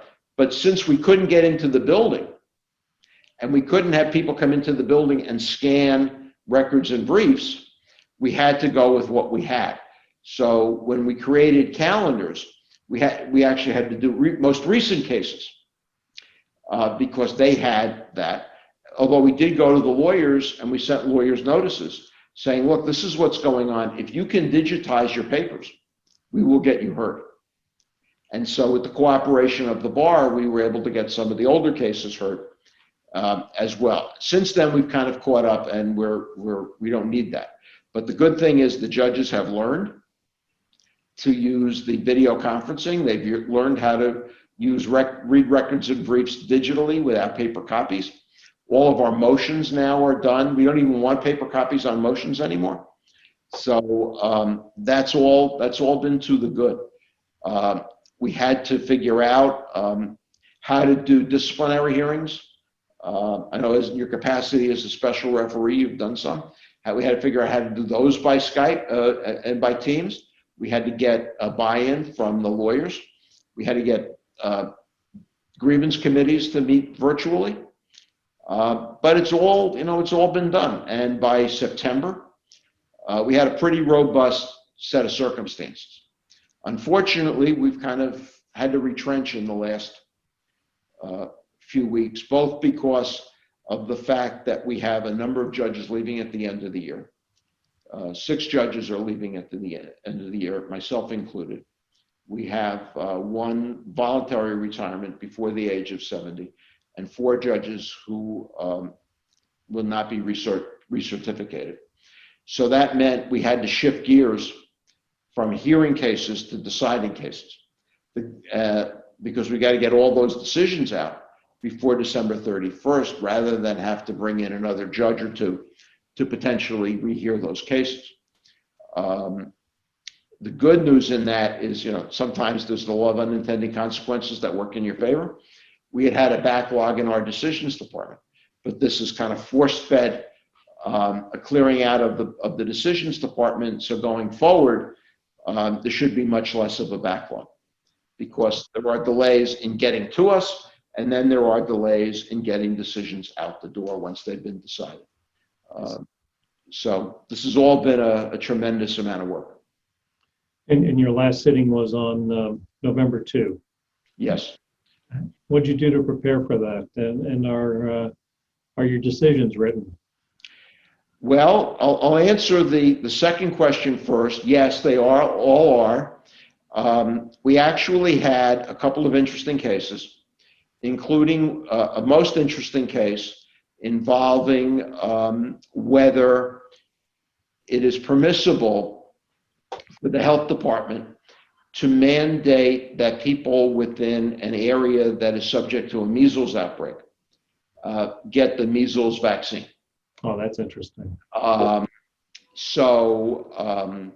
That decision is not out yet. It is written. In the hope that you will not air this until afterwards. Right? You're not going to air this until after December 31st, No. right? So then I can tell you that it will be out, and it's an opinion that I've written. It'll be my last opinion. But it was a challenge getting that out, because it was November 2nd. This is, December 10th. So I had to write a major opinion in a short period of time. And after I did it, the Supreme Court decided a couple more cases that have some bearing on these issues. Yes.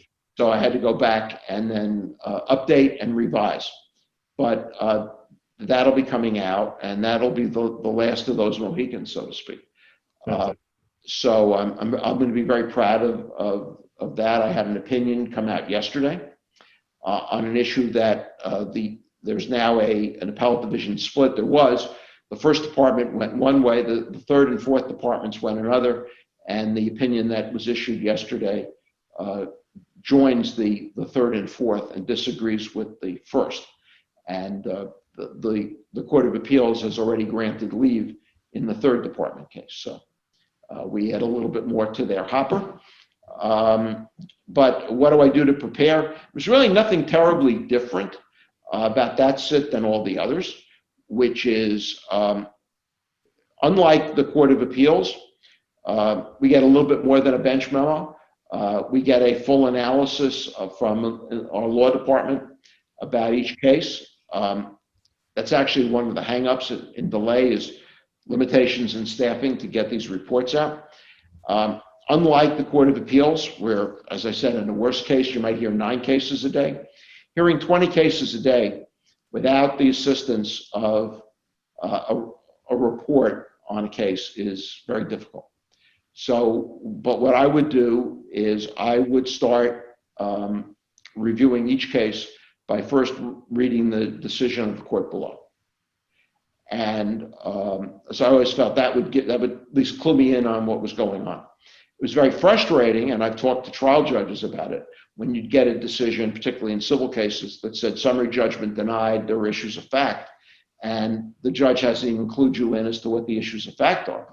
But I always made a point of starting my analysis of a case with the decision of the court of original instance. Then I would proceed to read the appellant's brief, the respondent's brief, and then the appellant's reply brief. And then after I've read that, I would read the report. And then start to form my own conclusions. I would always look to see whether the case was going to be orally argued. And if the case was going to be orally argued, whether there were questions that I wanted to ask and what way I could use oral argument to benefit my analysis. And I would prepare notes on each case. On most of them, they were handwritten. I would, I'd have a cover sheet basically, which basically a piece of typewritten paper that just had the caption of the case, and my tentative vote, and then a series of lines where I could write in what I thought. And I would do that 20 times over. for every case on our calendar. I would pay equal attention to the other cases, even though I wasn't reporting. Unlike the Court of Appeals, where you don't know what cases you're reporting on at the time of oral argument, in the Appellate Division you do. And that there's a practicality for that, which is twofold. First, how could you prepare for 5 cases or 6 cases on the spur of the moment? Secondly, the way we operate, unlike the Court of Appeals, is we start our arguments at 10 o'clock. We go until pretty much they're done. If we were doing it in person, we would all have a little bite to eat, and then we would go up into consultation and start working through the cases until we finish. That would be a process that might take till 4 or 5 o'clock. Then we would then conference motions. And so you can see it would be a very long day. Yes. In the virtual world, it's pretty much the same, which is we hear oral argument, and then we maybe take a little break, come back and do a virtual conference on all the cases, and then do virtual conference on motions. Still a very, very long day. If you're going to conference the cases immediately after argument, you need to know who's reporting, because there's not enough time in between the consultation and the beginning consultation and the end of argument to prepare. And the reason why we do it this way is that when you're dealing with this volume, you can't say, all right, let's talk about these cases in a week. In fact, if you did, you'd probably forget what the case was about, because as soon as you finish with that group of cases, you're going to get 20 more. Right. So the bulk of our cases are decided at the oral argument or at the consultation following oral argument. That doesn't necessarily mean that we're just rubber stamping with a law department recommendation. Because what tends to happen is nobody wants to do homework unless it's really merited.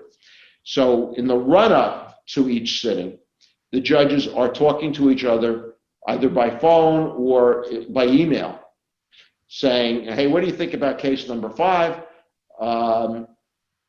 And judges are circulating supplemental reports or supplemental writings to say, I'm with the result, but I'm changing this proposed memorandum decision, or I don't like the result, here's a memorandum. The idea being that if everybody goes along at consultation, then the work is done and it can just go out into the decisional process. Obviously, it doesn't work that way with cases that raise significant issues like opinions. But unlike the Court of Appeals, where by definition you're getting cases that somebody thought were important enough issues of New York law to warrant the Court of Appeals' attention, here you get everything. And in the majority of our cases, the overwhelming majority of our cases, there is a clear answer. It doesn't mean affirm. It can mean a clear reversal too. We have those. But that there is a clear definitive answer. It's the small number, it's the maybe 25% of the cases that require continued discussion and dialogue. And that becomes a problem because if, just to go back to like this case that I mentioned to you that I'm writing an opinion on. So one of the pluses of having to write it so quickly is that it's still fresh in everybody's mind. If I took, and this can happen because whether you're writing an opinion on a case or not, you're still going to get 20 more. So if it takes me 2 or 3 months to write the opinion because I'm trying to fit it in with all the other work I'm doing, then when it goes to the other judges to say, well, what was this all about? And they've got to pull out their notes. And if there's somebody writing a dissent, then they got to take some time to write the dissent, and then it comes back and you say, well, what was this all about? And unfortunately, that process can go on, which is sometimes why it takes an inordinately long time to get a lengthy opinion out of us. And one of the reasons why, even though that's the real fun of appellate judging is writing opinions, it's not necessarily favored. I see. Well, that is certainly helpful in demystifying the process for a lot of us. I need to ask you about the time you sat on the Court of Appeals. Can you tell us about that? That was great. That was a lot of fun. So I got a call when I was minding my own business, and I got a call from the chief judge one day asking me to if I would be interested in sitting on the Court of Appeals. And I said, of course, this is going to be great. And I was happy to do it. And within a short period of time, the briefs and records on the case were sent to me, as well as the transcript of the oral argument, because there had been a previous oral argument. And while it wasn't explicitly stated to me, it was fairly clear to me that there was a division on the court. Judge Scheinkman had sat on the case when it was at the Appellate Division. So there were only 6 judges on the case. So why are they doing oral arguments? So it's fairly obvious to me that there was a division on the court. And so I recognized going in that I might be the deciding vote. I didn't know where the votes were, but I thought that I might be the deciding vote. And this was preparing for this was a very different experience for me, because I had to focus on one case. So the court was hearing 3 cases that day, but I was only going to be on one of them. I had the luxury that I normally don't have, right, of just studying one case to death. And I also didn't want the other judges to think I was an ignoramus, or that I was lazy or indifferent. And I knew I would have to be prepared to discuss the case. Now I knew I wasn't the reporting judge on the case, but I also knew that in the order of seniority, I would be the second person to speak. So the reporting judge would report, and then I would have to go next. And I didn't know, of course, since I knew there was a difference of opinion, or I suspected there was a difference of opinion on the case, I didn't know which way the reporting judge was going to go, and whether I would be speaking in alignment with the views of the reporting judge, or speaking in disagreement with the views of the reporting judge. And it was also possible that the views might have changed, and maybe what was 3-3 is now 5-2 or 6-1 or whatever. So I really had to prepare to work the case up, and I compiled a complete, comprehensive set of typewritten notes, not because I intended to read them, but because I wanted to be sure that I covered the points that I wanted to cover. So I went up to Albany the day before the argument. Now, going up to Albany is a little different. It's like coming home, but finding that your house has been remodeled, and your room is now something different than what it had been. So because the Court of Appeals underwent a renovation during Judge Kaye's time, sure. And while I had the opportunity to go upstairs and see a little of the changes, it's very different to be basically working in the building after all this time. So as you know, the former Judge Jason chambers don't exist anymore. And upstairs in what had been the Law Reporting Bureau space, it might have been Judge Cook's chambers, there was visiting judge chambers. So I had the use of visiting judge chambers, and I used it to do some appellate work, do some emails. I was invited to go out and have dinner with the judges. We were still having dinner in those days. Right. While I was there in the afternoon, Judge Garcia, Judge Fahey, and Judge Wilson came by and looked for me, And we all went to Starbucks down the hill together, which was a lot of fun. Judge Stein came in and stopped by, and we had a lovely chat. And it was really remarkable. And so I had a fairly nervous night, and then the next morning, I'm still working, and then the case gets heard. I go down to the oral argument, and I didn't know quite how to approach the oral argument because, as it turned out, it really was mostly being done for my benefit. They had already heard the argument before, but I was afraid of coming across as a know-it-all or as dominating by asking all these questions. So, and I tried to ask questions that would of both sides and not indicate what my view of the case was. So it was kind of interesting. As it turned out, I think I was the only one who did ask any questions. All the other judges knew where they were. So I was the only questioner, but I got the questions that I wanted in. And then the next morning, we conferenced the case. Right. And got to sit around the table and express my views. And then the case came out. The writings were exchanged by email, unlike the old days. So I would there were tentative writings, both majority and dissent, and so I didn't get to write anything.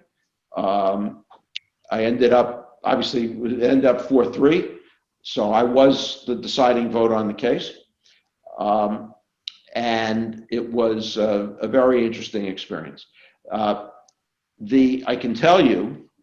So the issue in the case the principal issue in the case was the timeliness of a defendant's request to go pro se, which in this case was made during jury selection.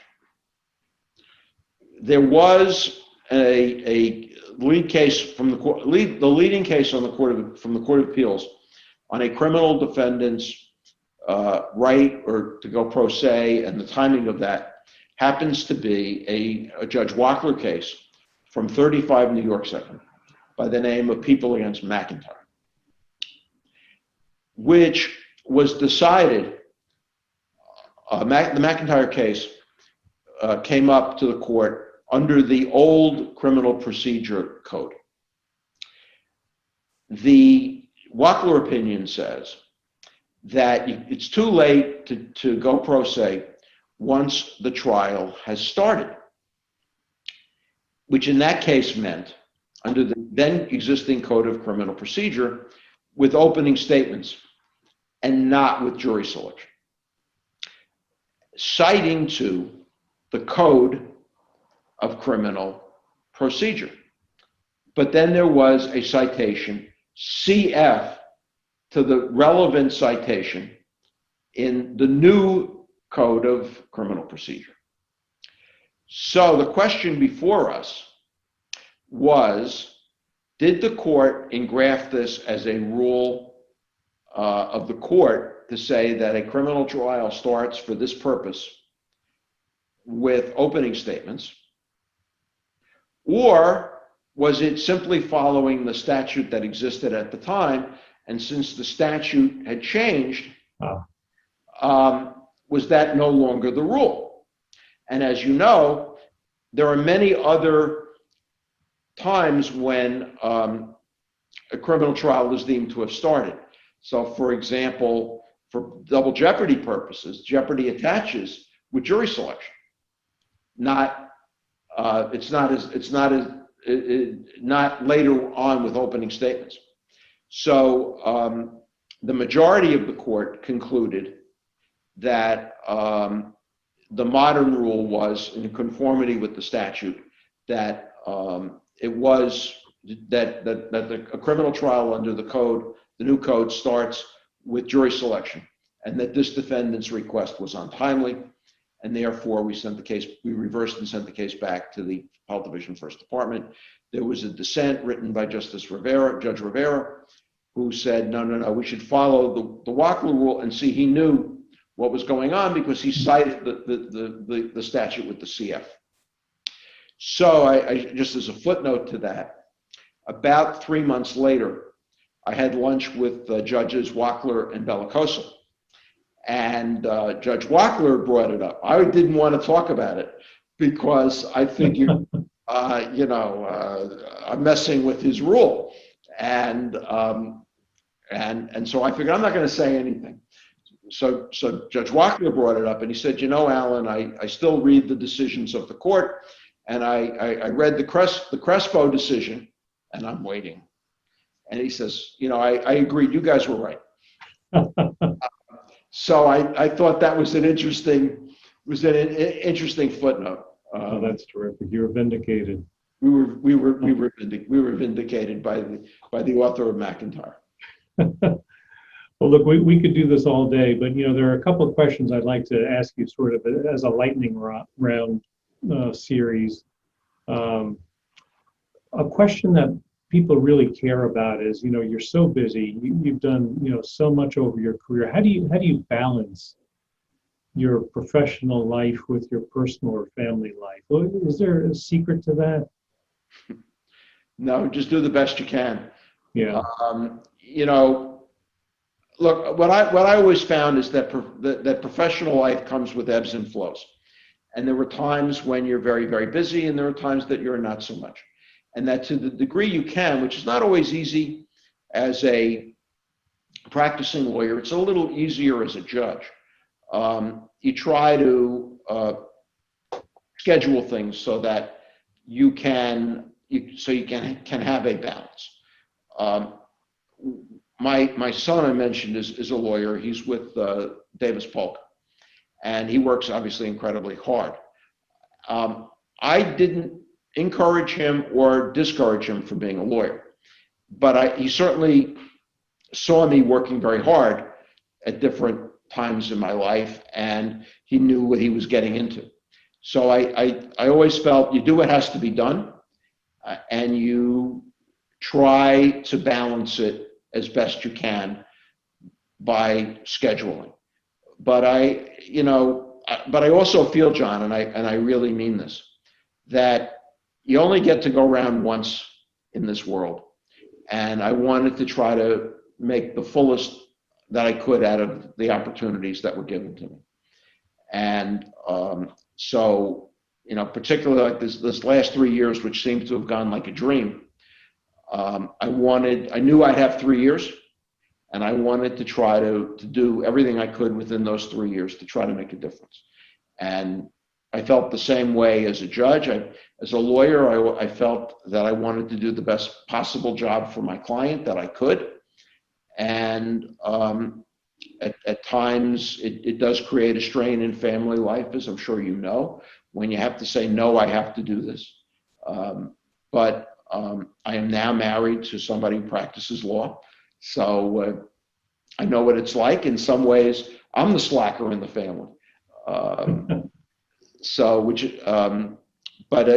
Look, it's what is the expression? Mario Cuomo used to talk about this when we had him as a professor at St. John's.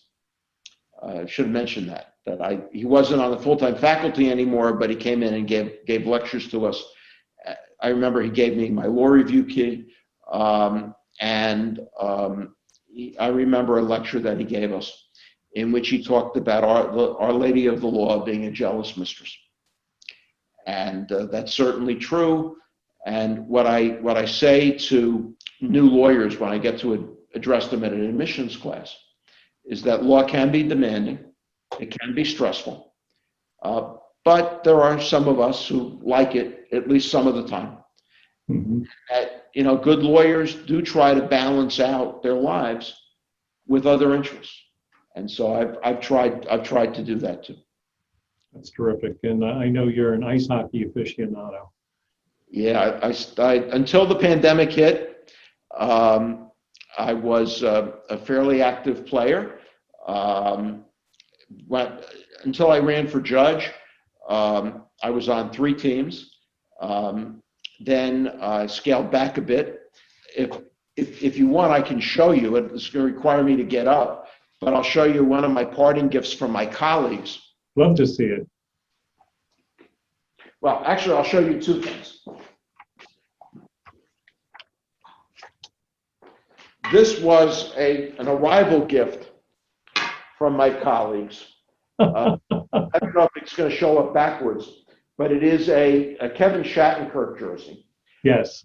Kevin Shattenkirk grew up in New Rochelle and is a Westchester kid, and he had just signed with the Rangers. And my colleague Fran Connolly, I don't know if you can't really see me. So my colleague Fran Connolly's husband was a coach for him during a junior hockey period. So they arranged to have Kevin sign the jersey. You really can't see it, but it says, "Congrats, Pete. Congrats, PJ, on reaching your goal. Best of luck." And it's signed by Kevin Shattenkirk. Terrific. That was the incoming present. This is the outgoing present, which is a hockey stick that has my name on it. So those are so you can see my colleagues know my interest. Oh, that's terrific. We could do this all day. Justice Scheinkman, I want to thank you on behalf of the Historical Society for taking so much time with us and bearing with my own technical difficulties today. Do you have any final remarks? Any parting comments? I've really been fortunate to have had a career where I've gotten to do some very interesting, fun things and meet a lot of different and fun people. I've had some really remarkable experiences. At the risk of belaboring this, when I was county attorney, I had the opportunity to have an extended conversation with then Vice President Gore. Because it was funny because I met him in a small group environment.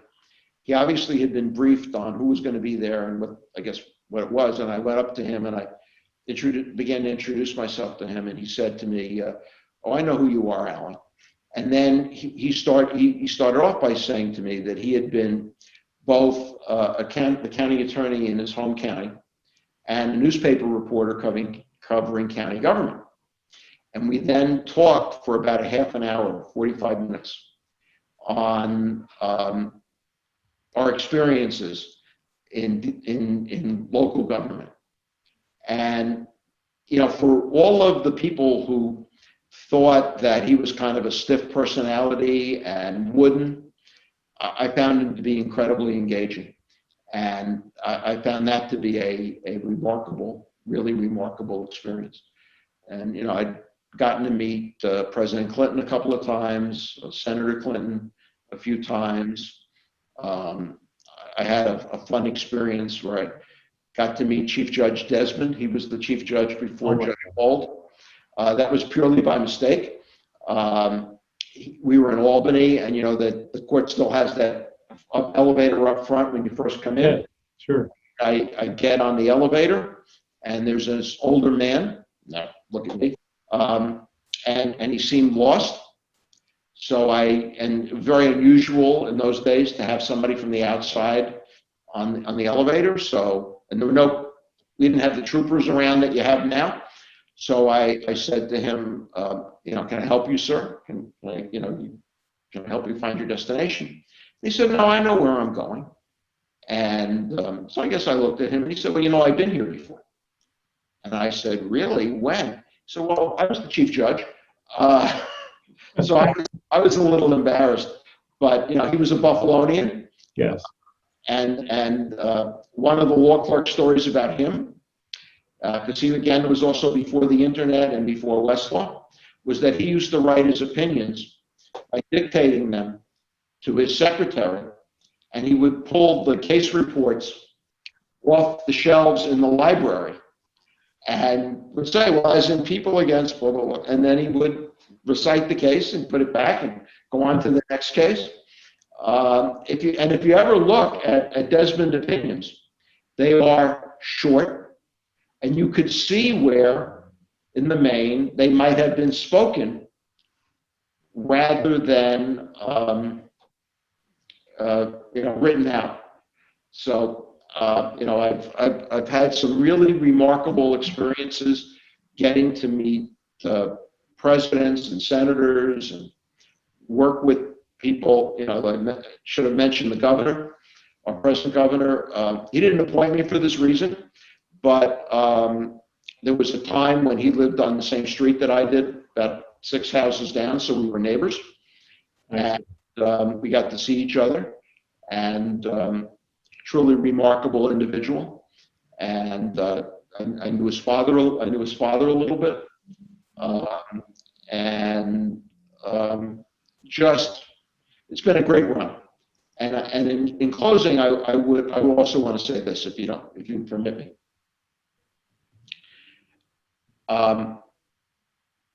As public servants, the office that we hold belongs to the public, and we're just privileged to borrow it for a period of time. And it's not ours. So I was very fortunate to get this position.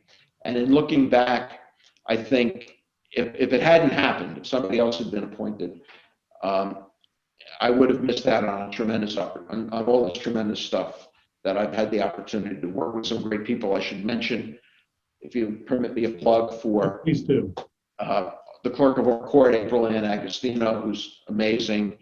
I have 2 permanent staff members here who are just crackerjack, Linda Alfino and Yanira Gomez, my own personal secretary, Jen Jaffe, who's in White Plains. I have 2 law clerks, one who's a personal appointment, Brian Damiano, and one who's on loan from the law department, a senior member of the law department, Dan Leventhal. Really, really incredible help. All the court officers, all the people, the tech people, they've been so kind and gracious to me. My colleagues have been so kind and gracious. But I know my time is up. As I would say, I would not have become a Supreme Court justice if 2 judges hadn't turned 70, creating 2 open seats. I would not have become administrative judge. Administrative judge turned 70 and had to go. I would not have become PJ if Judge Yang, my immediate predecessor, hadn't turned 70. So I was a beneficiary of this. It seems a little funny to be thinking back to say, how did I get to be 70 years old? I remember when Judge Jason retired, and I was thinking, how did he get to be 70 years old? Sure. I feel sad that Judge Jason and Judge Brightel didn't get to see this. That's a disappointment, but hopefully wherever they are, they know somehow. And I don't know quite what I'm going to be doing yet, but I'm going to do something. And I hope that it will continue to be interesting and keep me engaged in some fashion. So I thank you for letting me share these memories. I'm sorry if this has been incredibly boring to you. I hope some people enjoyed every minute of it. So I hope some people find it of interest. I guess that's about it. Okay, well, thank you very much, Justice Scheinkman. We really do appreciate your time and your insights. Thank you very much.